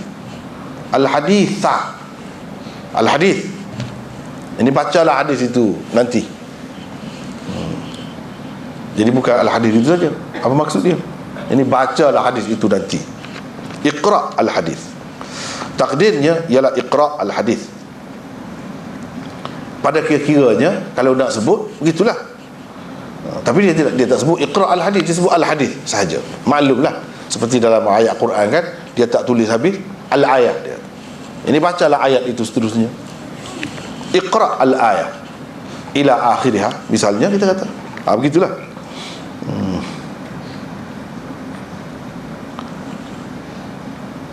Ini dari sudut nahwu lah, dari sudut nahwu ni. Mungkin kepada yang tidak belajar tu dia rasa tak ada kena-mengena lah apa gunanya benda ni kan. Tapi kepada orang yang belajar sungguh, dia penting. Dia penting. Bahasa Arab ni berbeza daripada bahasa lain. Sebab kita kena tahu setiap perkataan itu bukan saja dia tu terbentuk daripada apa asalnya. Kita kena tahu kalau dalam ayat tu dia jadi apa? Dia jadi apa? Dia sebagai apa? Mesti kena boleh cerita. Kalau tak boleh cerita tak betul. Mesti kena boleh cerita. Dia sampai begitu sekali. Jadi itu semua ada di cerita-cerita ni ya. Jadi al-hadis disebut menjadi mubtada yang mahdhuf khabarnya. Al-hadis hadza makanuhu. Misalnya kita kata al-hadis tu boleh jadi mubtada. Kepada orang yang belajar nahwu lah, tak belajar nahwu tak perlu semua ni tak perlu. Takdirnya ialah sama ada macam tadi, atau kita kata hadithuhu ya'ti ba'du, hadisnya akan datang nanti. Jika ia dipakai dengan arti di, maka apabila sampai kepadanya disebutlah sah. Begitu, sebut begitu, sah. Maknanya betul, jangan keliru. Jangan kata pula macam hadis ni kan, Simak bin Harb tu ambil daripada Hannad pula. Bukan. Simak bin Harb tidak ambil daripada Hannad. Yang ambil daripada Hannad ialah Imam Tirmizi. Simak bin Harb ambil daripada Mus'ab bin Sa'ad. Jadi yang ini betul, jangan keliru. Jangan keliru, maksudnya yang selepas ha itu bukan ada kaitan dengan Simak, ada kaitan dengan pengarang kitab itu. Begitu. Sebab saya ingat gini, yang saya bincang-bincang benda begini ni, sebab saya ingat mengajar kitab ni, mengajar kitab memang begitulah. Kalau kita ceramah macam lain. Kalau ceramah tentang hadis, boleh, bebas. Tapi kalau baca kitab, sebab dia ada tertulis benda macam ni, kena faham ni. Tak kena tengok saja. Nak sebut, kena sebut macam mana, kena tahu. Itulah kaedahnya. Jadi kita belajar kitab sebenarnya, tapi nampak tidak macam kitab. Kalau kitab dia tu besar lah, ni tebal lah.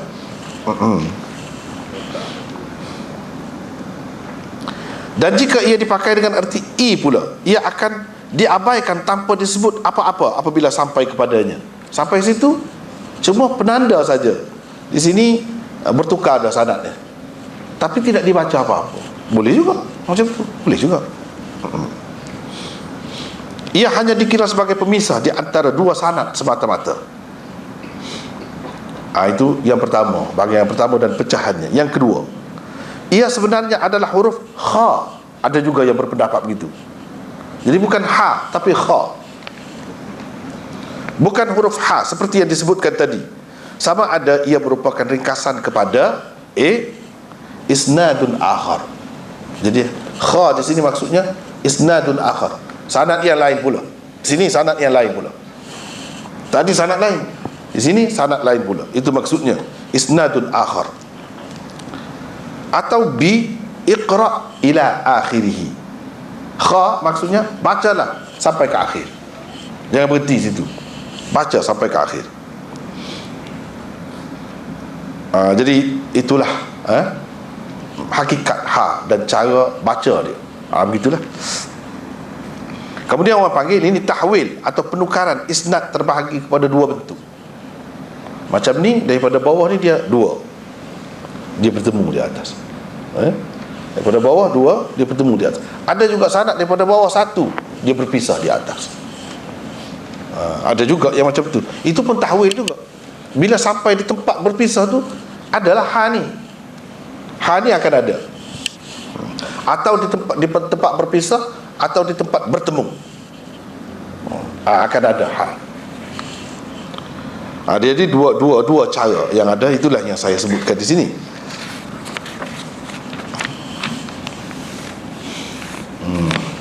Kemudian perawi di mana bertemunya dua sanad, itu di bawah sekali muka surat 7 tu. Saya tidak nak baca semualah, kita langkah-langkah saja.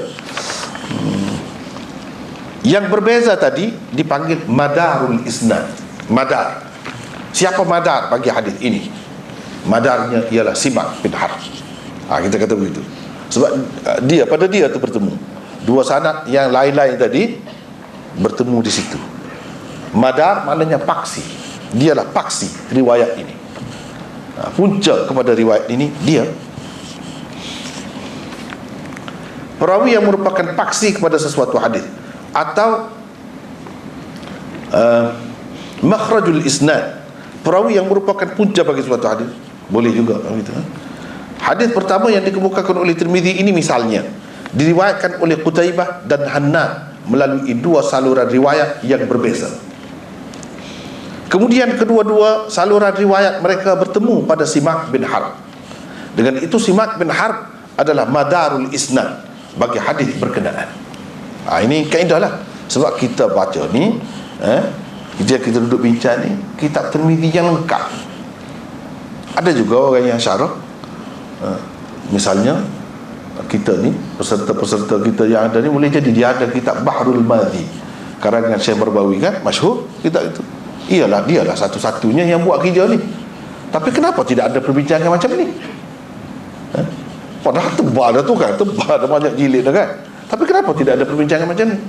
Sebab itu terjemahan kepada ringkasan, tajrid Tirmizi, bukan Tirmizi yang kamil, yang mukammal, yang lengkap. Tidak. Dia tak ada sanad, dalam tu tak ada sanad. Dia terus pergi kepada hadis, perawi yang atas sekali, sahabat itu saja ada. Yang di bawah-bawah ni tak ada. Jadi tak bertemu lah apa semua tu, tak ada. Sebab itu tak bincang. Yang adanya riwayat daripada Ibnu Umar, Nabi SAW bersabda gini-gini, seterusnya itu. Lepas tu perbincangan yang selepas itu pun tak ada. Tak ada perbincangan yang selepas tu. Macam tu pun berapa banyak jilid. Ni kalau buat macam ni tak tahu macam mana. Kalau buat macam ni tak tahu. Dan kalau tidak pun tak tahu, takut mati tengah jalan. Minta-minta panjang umur lah, boleh buat kerja banyak lagi. Tapi soal mati ni kita tak tahu, di tangan dia semuanya. Jadi ceritanya gitulah caranya. Kalau kita tengok dalam kitab tu, betul juga itu tajrid Tirmizi, mukhtasar Tirmizi, ringkasan. Yang kita ni yang memang betul lengkap, tak tinggal satu pun. Tak tinggal satu. Kalau kita belajar macam ni, baru nampak pengajian hadis itu sebenarnya. Macam dia tidak maksud itu, maksud dia nak ambil hadis tu sendiri, nak buat panduan itu. Dia tak ada nak bincang tentang ilmu hadis tu dalam macam-macam pecahannya. Dia tidak pergi situ maksud dia. Jadi tapi cara kita ni kalau belajar begini kepada orang yang baru mungkin menjemukan. Saya pun tahu, tapi ramai yang nak macam tu. Menjemukan. Tapi kalau orang tu belajar dah, dia sudah ada asas dah. Kalau kita belajar cara biasa kan, dia tak suka. Tak ada benda baru. Tak ada benda baru. Dan tak sampai maksud Imam Tirmizi sepenuhnya. Yang dia buat tu semua ada maksud dia, bukan saja. Kita tak tahulah maksud dia yang sepenuhnya. Itu sebab kita rasa boleh semua orang buat macam tu, mukhtasar ke, tajrid ke, semua ramai orang buat, orang terima dah tu benda tu. Tapi kita rasa macam tak kena, macam bersalah pula kan. Sebab kita tak ambil sepenuhnya. Boleh jadi ada maksud dia di sebalik itu, ada maksud, memang ada maksud pun. Jadi kalau kita tak kemukakan benda ni, misalnya kita kata kenapa dia amari perawi ni lemah ni, padahal ada hadis itu yang perawinya semua kuat-kuat. Kenapa Imam Tirmizi tak bawa yang itu? Tengok tu. Kalau kita tak bawa semua ni, sanad-sanad ni, kita tak tahu apa maksud dia. Kadang-kadang sengaja dia waktu itu, bukan dia tak tahu, dia tahu ini tak kuat, ada yang lain yang kuat. Kenapa dia buat gini, dia ambil yang lemah? dia nak mengajar kita, nak memperkenalkan kepada kita perawi ni. Kalau dia ambil yang kuat-kuat macam Bukhari telah buat dah, yang itu kerja dia telah buat dah. Kemudian bila kita nak kenal perawi-perawi yang lemah, kalau ambil daripada yang kuat-kuat semua, dia ada maksud dia. Dia nak mengajar kita, nak memperkenalkan perawi-perawi itu. Sebab daripada perawi itulah dapat ditentukan sesuatu hadis tu kedudukannya. Dia ada maksud sendiri. Jadi kalau kita tak ada semua tu, hanya ada hadis saja, boleh jadi kita kata boleh jadi orang kata hadis ni kuat, padahal tidak kuat. Yang Imam Tirmizi ambil itu saluran yang tidak kuat. Yang kuatnya ada, dia tidak ambil yang itu. Kadang-kadang tak ada pun saluran yang kuat, yang dhaif adanya. Jadi kita tak tahu. Kita tak tahu, itu kekurangannya.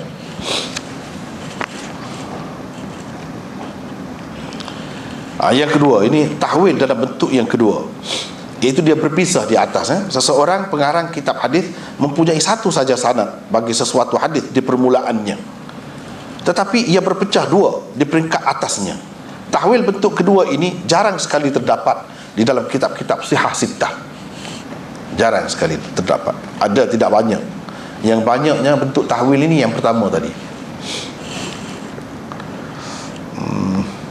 Sedangkan tahwil dalam bentuk pertama banyak sekali terdapat di dalamnya. Perlu juga diingat bahawa pada umumnya apabila terdapat tahwil di dalam isnad pengarang sesebuah kitab hadis, matan yang dikemukakannya adalah matan bagi sanad yang lebih tinggi.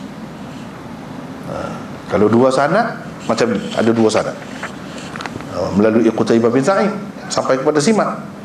Sanad yang kedua daripada Hannad melalui Hannad sampai kepada Simak juga. Jadi lafaz ni, hadis ni, la tuqbalu salatun bighairi tuhurin, lafaz yang mana? Lafaz riwayat Qutaibah ke lafaz riwayat Hannad? Jawabnya, ini adalah lafaz riwayat Qutaibah, bukan riwayat Hannad. Apa sebab? Sebabnya riwayat Qutaibah a'la, lebih tinggi daripada riwayat Hannad. Tinggi macam mana? Cuba tengok perawi dia nak sampai kepada Simak tu berapa orang. Cuba tengok. Qutaibah satu, Abu Awan terus sampai kepada Simak. Jadi sanad bila tidak banyak itu lebih baik. Perawi-perawi itu bila tidak banyak itu lebih baik, sebab kemungkinan tersilap itu lebih kurang lagi. Kalau banyak orang, kemungkinan tersilap itu banyak, dengan sebab ada ramai orang ni. Sedangkan Hannad, cuba kita tengok sanad Imam Tirmizi daripada Hannad Waqi' Israil, tiga ada. Di sini hanya dua saja nak sampai kepada Simak itu. Daripada Qutaibah tu hanya dua saja. Di sini tiga. Di atas tu samalah, tapi di bawah tu, ini orang panggil sanad safil, sanad rendah. Jadi bila seseorang pengarang tu dia bawa dua sanad macam ni, hadis di bawah tu, hadis itu lafaz siapa punya. Macam di sini itu lafaz riwayat Qutaibah, bukan Hannad. Kenapa? Sebab itulah kalau kita mengaji kitab ni, dia benda-benda macam tu lah, benda-benda yang seni macam tu, yang orang tak mengaji dia tak tahu tu. Dia tak tahu. Jadi riwayat lafaz ini riwayat siapa? Ada dua kan riwayat siapa? Ini kaedah dia. Memang begitu cara dia.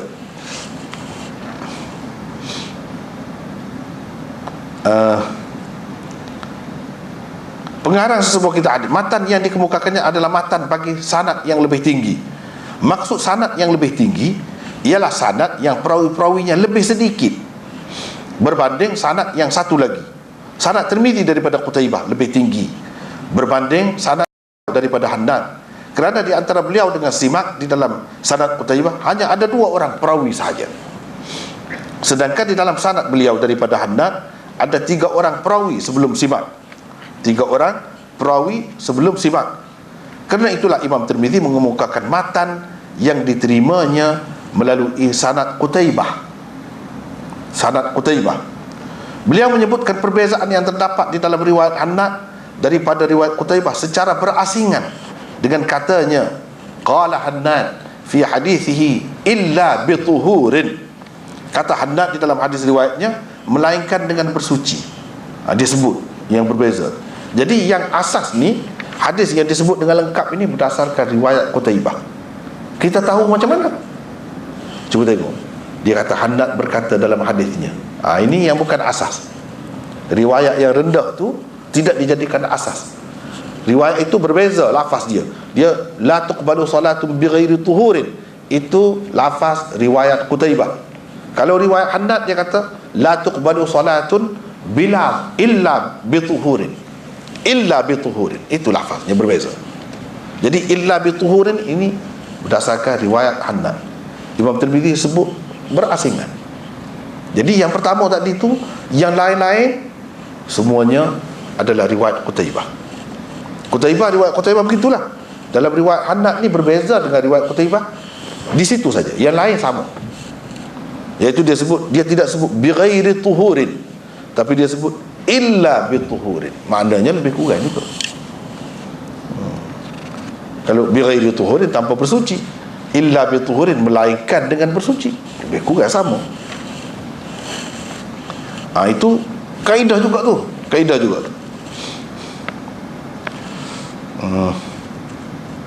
Maksud Imam Tirmidzi ialah matan hadis yang diterimanya melalui riwayat Qutaibah adalah seperti yang dikemukakannya di atas. Matan hadis itu yang diterima beliau melalui riwayat Hannad pula selengkapnya adalah begini: la tuqbalu salatun illa bituhurin wala sadaqatun min ghululin. Situ beza dia. Perbezaan di antara riwayat Qutaibah dan riwayat Hannad terletak pada bighairi tuhurin dan illa bituhurin sahaja. Yang lain-lain semuanya sama. Itu tengok halus tu. Dia ingat betul tu yang guru dia ni kata, bukan lafaz tu, yang ni. Walaupun maksud sama, dia tidak guna kedua-dua tu. Kedua-duanya meriwayatkan gini, tidak. Itu tidak amanah dia kira. Amanahnya yang guru ni lafaz dia macam mana? Ini. Yang ni berbeza sikit. Macam mana? Gini dia sebut. Walaupun maksudnya sama, lebih kurang lah. Tapi dia tidak mengambil mudah. Dengan menggabungkan kedua-duanya. Ini lafaz kedua-duanya seseolahnya. Bukan begitu. Dia ada beza. Ini menunjukkan amanah ilmu imam-imam kita ahli sunnah wal jamaah dahulu. Kalau ada beza lafaz guru ni dia cerita. Pasal ini cerita hadis. Bukan percakapan orang biasa. Jadi kita kena teliti.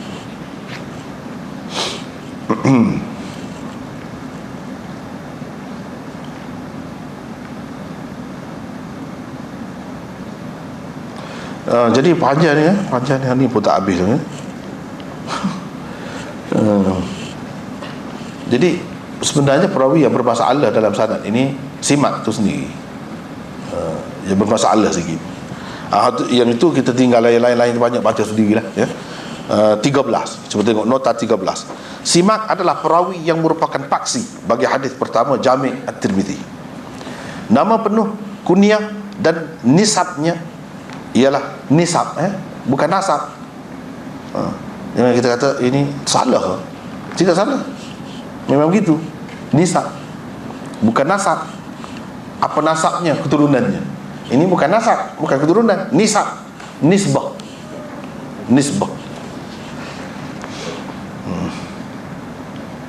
Ialah Simak.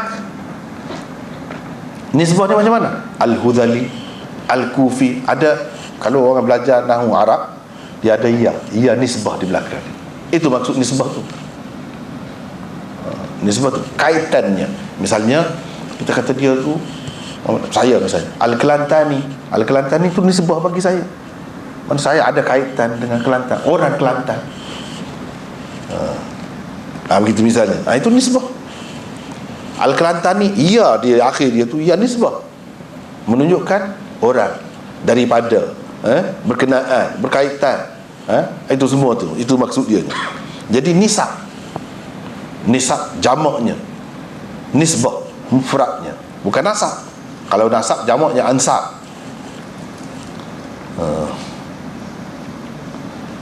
Simak bin Harb bin Aus bin Khalid Abul Mughir Al-Hudhali Al-Kufi. Al-Hudhali Al-Kufi itulah nisbahnya, nisab tu. Salah seorang ahli ilmu dari kalangan tabi'in Simak meriwayatkan hadis daripada Jabir bin Samurah, Nu'man bin Bashir, Alqamah bin Wa'il, Mus'ab bin Sa'ad dan lain-lain. Tokoh-tokoh hadis yang meriwayatkan hadis daripada beliau pula ialah Al-A'mash, Syu'bah, Israel, Zaidah, Abu Awanah dan ramai lagi yang lain. Imam Muslim dan Ashabus Sunan ada meriwayatkan hadisnya. Imam Bukhari hanya mengemukakan riwayatnya secara ta'liq sahaja. Imam Bukhari dia ketat, tak boleh, sebab simak ni ada masalah juga. Dia ambil juga daripada simak, tapi secara ta'liq sahaja, bukan haddatsana begitu, secara tahdits begitu, bukan. Jadi bila Imam Bukhari ambil secara ta'liq ni dia kata simak kata begini-gini, simak meriwayatkan, padahal dia tak sempat pun dengan simak itu. Dia potong saja, dia tak sebut dengan lengkap sanad dia. Itu riwayat secara ta'liq orang panggil. Ataupun riwayat mu'allaqat, ta'liqat. Riwayat ta'liqat tu macam tu. Kalau dalam Bukhari yang kata hadisnya yang tinggi, yang syaratnya ketat, tahap kesahihannya itu memang tinggi, itu bukan ta'liqat dia. Yang ta'liqat tidak. Ta'liqat dia ada kalanya dhaif, ada kalanya maudhu' pun ada. Jadi kena faham tu. Setengah-setengah orang dia tak faham. Dia ingat semua yang ada dalam Bukhari itu semuanya sama kedudukannya. Tak sama. Riwayat ta'liqatnya lain macam ni. Dia ambil daripada simak. Dia tak ambil di tempat lain. Dalam bentuk ta'liq saja dia ambil. Kenapa? Sebab simak dipertikaikan, ada masalah. Walaupun ramai terima, tapi bagi dia tak boleh. Sebab dia ketat syaratnya. Cuba kita tengok sini.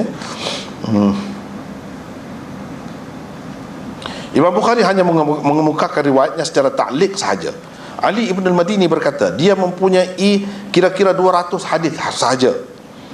Abu Hatim dan Yahya bin Ma'in menganggap beliau seorang yang thiqah dan saduq. Thiqah dan saduq. Setengah-setengah orang dia pakai zahir, makna thiqah itu makna yang dipercayai. Orang yang dipercayai, boleh dipercayai, kepercayaan. Tidak begitu. Ini istilah dalam ilmu rijal, istilah mustalah hadis. Saduq, seorang yang sangat benar, bukan begitu. Saduq tu sirah mubalaghah. Sadiq mana benar, saduq sangat benar. Jadi kalau begitu tinggi sangatlah, hebat. Tidak, rendah ni. Saduq tu macam makbul gitu je. Kalau kita kan ada mumtaz, jayyid jiddan apa semua, makbul tu. Bawa pada makbul tu gagal lah. Saduq ni tahap itu saja. Dan thiqah tu dia boleh dhaif pun boleh. Perawi yang thiqah dia boleh jadi perawi dhaif juga. Jangan kita kira yang thiqah tu tak boleh dhaif. Dah. Sebab itu thiqah tu bukan satu lafaz ta'dil yang tinggi. Bukan lafaz ta'dil pengiktirafan yang tinggi, bukan. Kalau yang tinggi ni imam, hujjah, dia sebut itu. Itu baru tinggi. Kalau macam ni belum lagi. Jangan kita pakai mengikut zahir dia tu, kita buka kamus tengok saduq sangat benar. Jadi hebatlah dia. Jangan. Silap kalau macam tu. Ini istilah kita tak boleh pakai kamus biasa, tak boleh. Kita kena pakai kamus dalam bidang tu. Itu kalau istilah. Bagaimanapun ramai juga ulama yang menganggap beliau dhaif. Tengok. Imam Az-Zahabi di dalam Mizanul I'tidalnya menyebutkan nama-nama tokoh yang menganggapnya dhaif. Tengok. Padahal yang ramai ni kata thiqah lah, begitu ginilah kata. Antara mereka ialah Sufyan Ats-Tsauri, Syu'bah, Saleh Jazarah dan lain-lain. Imam Ahmad menganggap beliau muttaribul hadis. Muttaribul hadis. Mana tadi? Seorang yang hadisnya tidak tetap. Dia mengikut pengamatan dia, sekali gini, tak tetap, tak kemah lah macam tu. Begitupun beliau menganggap hadisnya lebih baik daripada hadis Abdul Malik bin Umair. Tapi dia lebih baik lagi daripada Abdul Malik bin Umair. Sebenarnya simak dianggap dhaif dan muttaribul hadis oleh ulama rijal dalam hadis-hadis yang diriwayatkannya daripada Ikrimah. Itu sebenarnya. Yang lain daripada orang lain tidak. Dia bagus. Daripada Ikrimah itu saja yang dipertikaikan tadi itu. Riwayat beliau daripada Ikrimah itulah yang dipertikaikan mereka. Imam Nasai pula tidak menganggap simak sebagai hujjah apabila dia bersendirian, mutafarrid. Tak boleh buat hujjah kalau dia seorang saja meriwayatkan hadis itu. Kalau ada yang lain tak apa. Kalau ada yang lain dalam meriwayatkan sesuatu hadis, fikirannya Fikiran yang silap. Fikiran simak, tak ada nya lah di situ. Fikiran simak bercelaru di akhir hayatnya. Beliau menjadi seperti orang nyanyuk. Ini antara sebabnya. Dia bahaya ni orang macam ni. Kalau orang terima hadis dia daripada dia pada masa tu, bercelaru ni dia panggil mukhtalid, ikhtilaf, mukhtalid, bercelaru fikiran dia. Yang bercelaru tak boleh, tak kemal lah.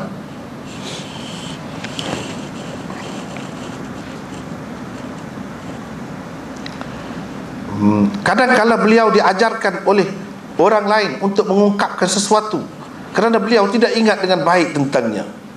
Ini yang bahaya. Jadi ulama-ulama rijal perhatikan siapa yang belajar dengan dia selepas dia nyanyuk ni, selepas dia bercelaru fikiran. Siapa yang terima daripada dia sebelum itu. Yang sebelum itu tak apa, okey, tak apa. Jadi inilah yang ada masalah sikit. Sebab itulah Imam Bukhari tak ambil riwayat dia, tapi yang lain-lain semua ambil. Ada tinggi jugalah kedudukannya, tinggi juga. Dan apabila kita tahu bahawa dia ni bermasalah kalau dalam riwayat daripada Ikrimah, itu yang bermasalahnya, yang dipertikaikan oleh ulama. Beliau meninggal dunia pada tahun 123. Kemudian Mus'ab bin Sa'ad anak kepada Sa'ad bin Abi Waqqas lah. Dan seterusnya. Itu masa tak sempat ni, masa lewat ni. Kita kena berhenti setakat itulah dulu. Mungkin ialah peserta-peserta kita di malam ni banyak tak ada apa-apa dia ni. Apa hadis ni, mana hadis tak sampai lagi lah, nantilah, sabarlah dulu. Hadisnya tak jumpa lagi. Nanti jumpa hadis ni baru kita nampak lah pengajaran dia apa semua. Setakat ni kita duk bincang sekitar sanad baru. Jadi sebab kita nak belajar cara betul, cara talaqi begitulah. Cara talaqi begitulah. Satu cara yang senang, terima saja, mudahlah macam tu. Baca cepat-cepat, habis cepatlah. Satu lagi kita nak mendalami, nak faham betul-betul. Banyak baca ringkasan Ustaz. Ringkasan lah kebanyakannya. Macam Syekh Marbawi itu dia ada maksud dia sendiri, nak pengajaran tu nak guna, nak pakai. Itu dia lebih ke tumpu situ. Kita ni lebih kepada dari sudut ilmiah lah, dari sudut ilmiah. Ahli ilmu terutamanya yang belajar ilmu hadis, dia nak sangat macam ni, nak sangat. Kelemahan kita je di tempat kita ni, pengajian macam ni tak ada. Itu kelemahan. Kalau tak belajar macam ni, dia tak sampai ke akar umbi dia. Maknanya kalau satu pokok tu dia ada pada akar dia tu sampai ke pucuk tu, kalau belajar macam ni. Tapi nak boleh belajar macam ni, nak kita faham dengan baik, kita boleh guna dengan baik, dia kena ada alat-alat yang lain dulu. Kalau tak ada tu tak boleh guna juga. Tak boleh guna juga. Masa dengar ni rasa nampak lah. Lepas tu kalau nak guna sendiri tak boleh. Bila nak guna sendiri tak boleh. Dia kena mengaji secara lengkap lah, secara formal jugalah. Susah juga. Jadi insya-Allah sekali lagi ni kita baru pergi kepada hadis. Baru bincang tentang hadis. Ini baru sebelum hadis sanad. Jadi rasanya untuk malam ni kita setakat itulah. Sebab masa pun dah tidak mengizinkan, untuk setakat itulah dulu malam ni. Wallahu a'lam. Akhiru da'wana alhamdulillah. Subhanakallah.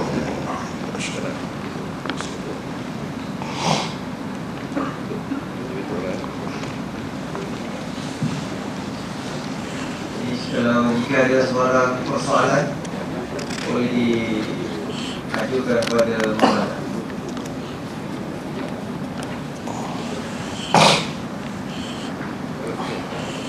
Hari ini dari sini akan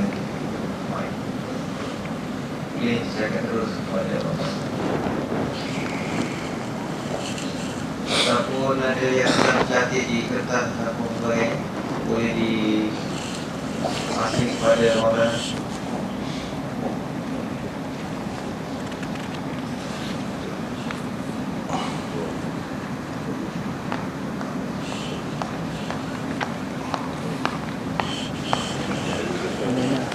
Tolong kupas kenapa Imam Bukhari tak terima Hamad. Tak ada ayat.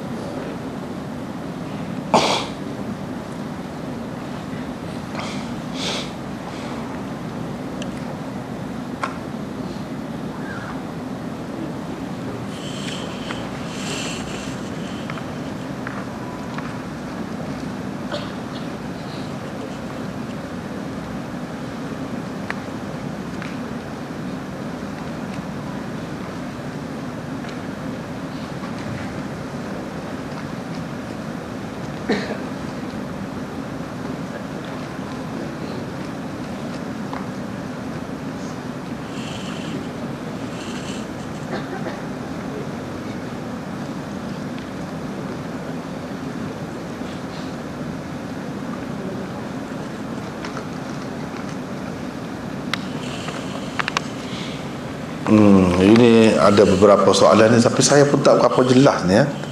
Tulisan ni tulisan tu cepat sangat, tak berapa jelas ni. Yang pertamanya, apa pendapat Maulana tentang sanad am atau awam? Awam, sanad awam. Ada banyak program-program penyampaian sanad hadis untuk orang awam, seperti kitab-kitab Sunan Sittah. Ialah kalau tanya pendapat saya tak berapa setuju sebenarnya. Sebab tak ada makna sangat, tak ada maksud sangat. Tak ada maksud. Semata-mata kalau nak ambil berkat itu pun, ialah tak nak guna tu untuk guna dia, kegunaan dia tu tak nampak sangat. Berbeza dengan kalau orang yang betul-betul ahli, ada guna, ada faedahnya. Tapi kalau semata-mata begitu, mungkin kepada orang yang faham, katakanlah orang Arab, dia belajar dah banyak dah juga, ada faedah juga gitu. Cuma dia tak ada sanad saja, dia tak sanad. Kalau lagu tu ada faedah. Tapi kalau orang awam ni, rasanya tidak perlu. Sebab dia nak diterima amalan dia pun tak perlu kepada sanad itu. Baca saja hadis, pengajaran hadis, terima, ikut itu sudah memadai. Jadi bagi saya tidak diperlukan sebenarnya. Bahkan mungkin mengelirukan di suatu hari nanti, di suatu hari nanti, apabila masing-masing mendabik dada mendakwa dia pun ada sanad juga. Jadi ini pun sanad, ini pun sanad. Jadi macam ustaz lah, katakanlah ustaz lah, semua ustaz. Jadi mana bezanya? Semua ustaz. Boleh bercakap agama sikit ustaz tu. Ini sama, kadang-kadang mengelirukan juga di suatu ketika nanti. Jadi yang ni pun bagi saya tak perlu. Sebab untuk beramal dia tak perlu benda-benda ni. Kalau untuk beramal, kalau nak kata nak ambil berkat, ialah benda tu kalau yang saya faham, yang saya terima, dia tak ada begitu. Kalau nak berkat pun, kalau nak kiranya untuk berkat tu pun tak perlu sekarang ni. Sebab kitab ni, ini hadis-hadis sudah dibukukan, sanad dia sudah jelas. Dia tak ada kena-mengena dengan kita. Kena kita terima barulah boleh diterima, tak ada kena-mengena. Tapi sekadar nak ambil berkat dalam keadaan itu, kalau dia orang yang berkelayakan, boleh baca sendiri kitab, boleh faham sendiri, boleh nilai, boleh tengok syarah dia sendiri, bolehlah, ada faedahnya, ada faedahnya. Dan dia berhak berkata macam tadi, wabihi qala haddatsana, dia ada hak, dia tidak berdusta. Tapi kalau tidak begitu, tak nampak tak faedah dia, tak nampak. Bagi saya tak kurang setuju. Baik lagi kita mengaji Quran, belajar Quran, betul-betul baca dengan betul, itu lebih baik lagi. Ini saya tak jelas ni. Mohon pandangan Maulana tentang hadis Abi Daud di masa Nabi SAW memberitahu apa ni? Ini tak jelas ni. Ketetapan ke harga barang adalah ketentuan Allah gitu? Tak jelas ni. Rasanya begitu dah. Innallaha huwal musa'ir gitu. Itu ke hadisnya maksudnya? Tidak. Jadi yang saya tak jelas ni.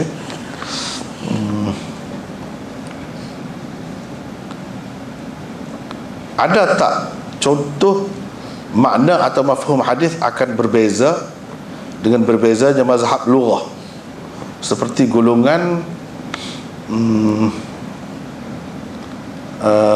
mazhab Kufah dan Basrah, dari sudut nahwu lah, dari sudut nahwu begitu. Dia akan ada. Tapi dia hadis ni tak boleh semata-mata kita nak guna ilmu nahwu tu, kita nak mengandaikan boleh juga begini, tak boleh. Salah itu. Dia mesti berdasarkan riwayat. Kena ada dulu riwayat itu, barulah kita nak kata kalau mengikut kaedah ni tak boleh gini, kaedah ni hanya ahli Kufah saja kata, baru boleh kita kata begitu. Tapi semata-mata kita nak mandai-mandai nak buat sendiri, tak boleh, salah. Dia mesti kena ada dulu, biar betul-betul ada dalam riwayat dulu, baru bincang.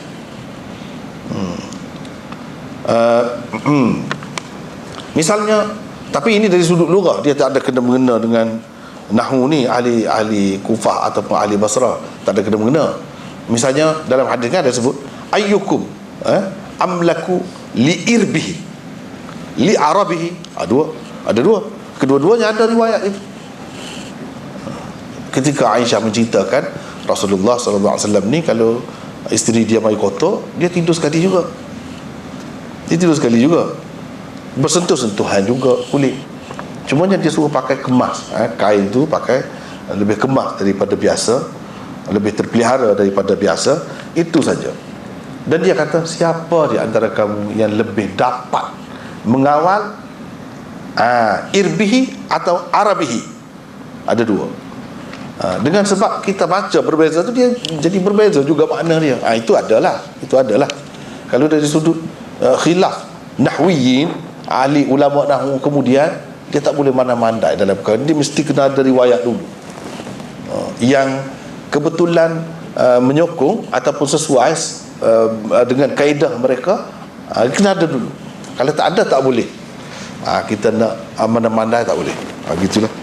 Wallahu a'lam.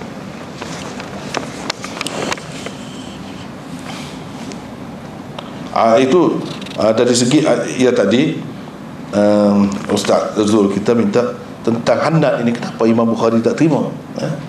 Kenapa Imam Bukhari tak terima, orang lain terima? Sebab tadilah syarat dia tu lebih tinggi. Adalah tu sudut-sudut tertentu yang bagi dia tak sampai lagi ke tahap itu, tidak menepati syaratnya lagi. Bagi orang lain sudah. Itulah antaranya. Wallahu a'lam.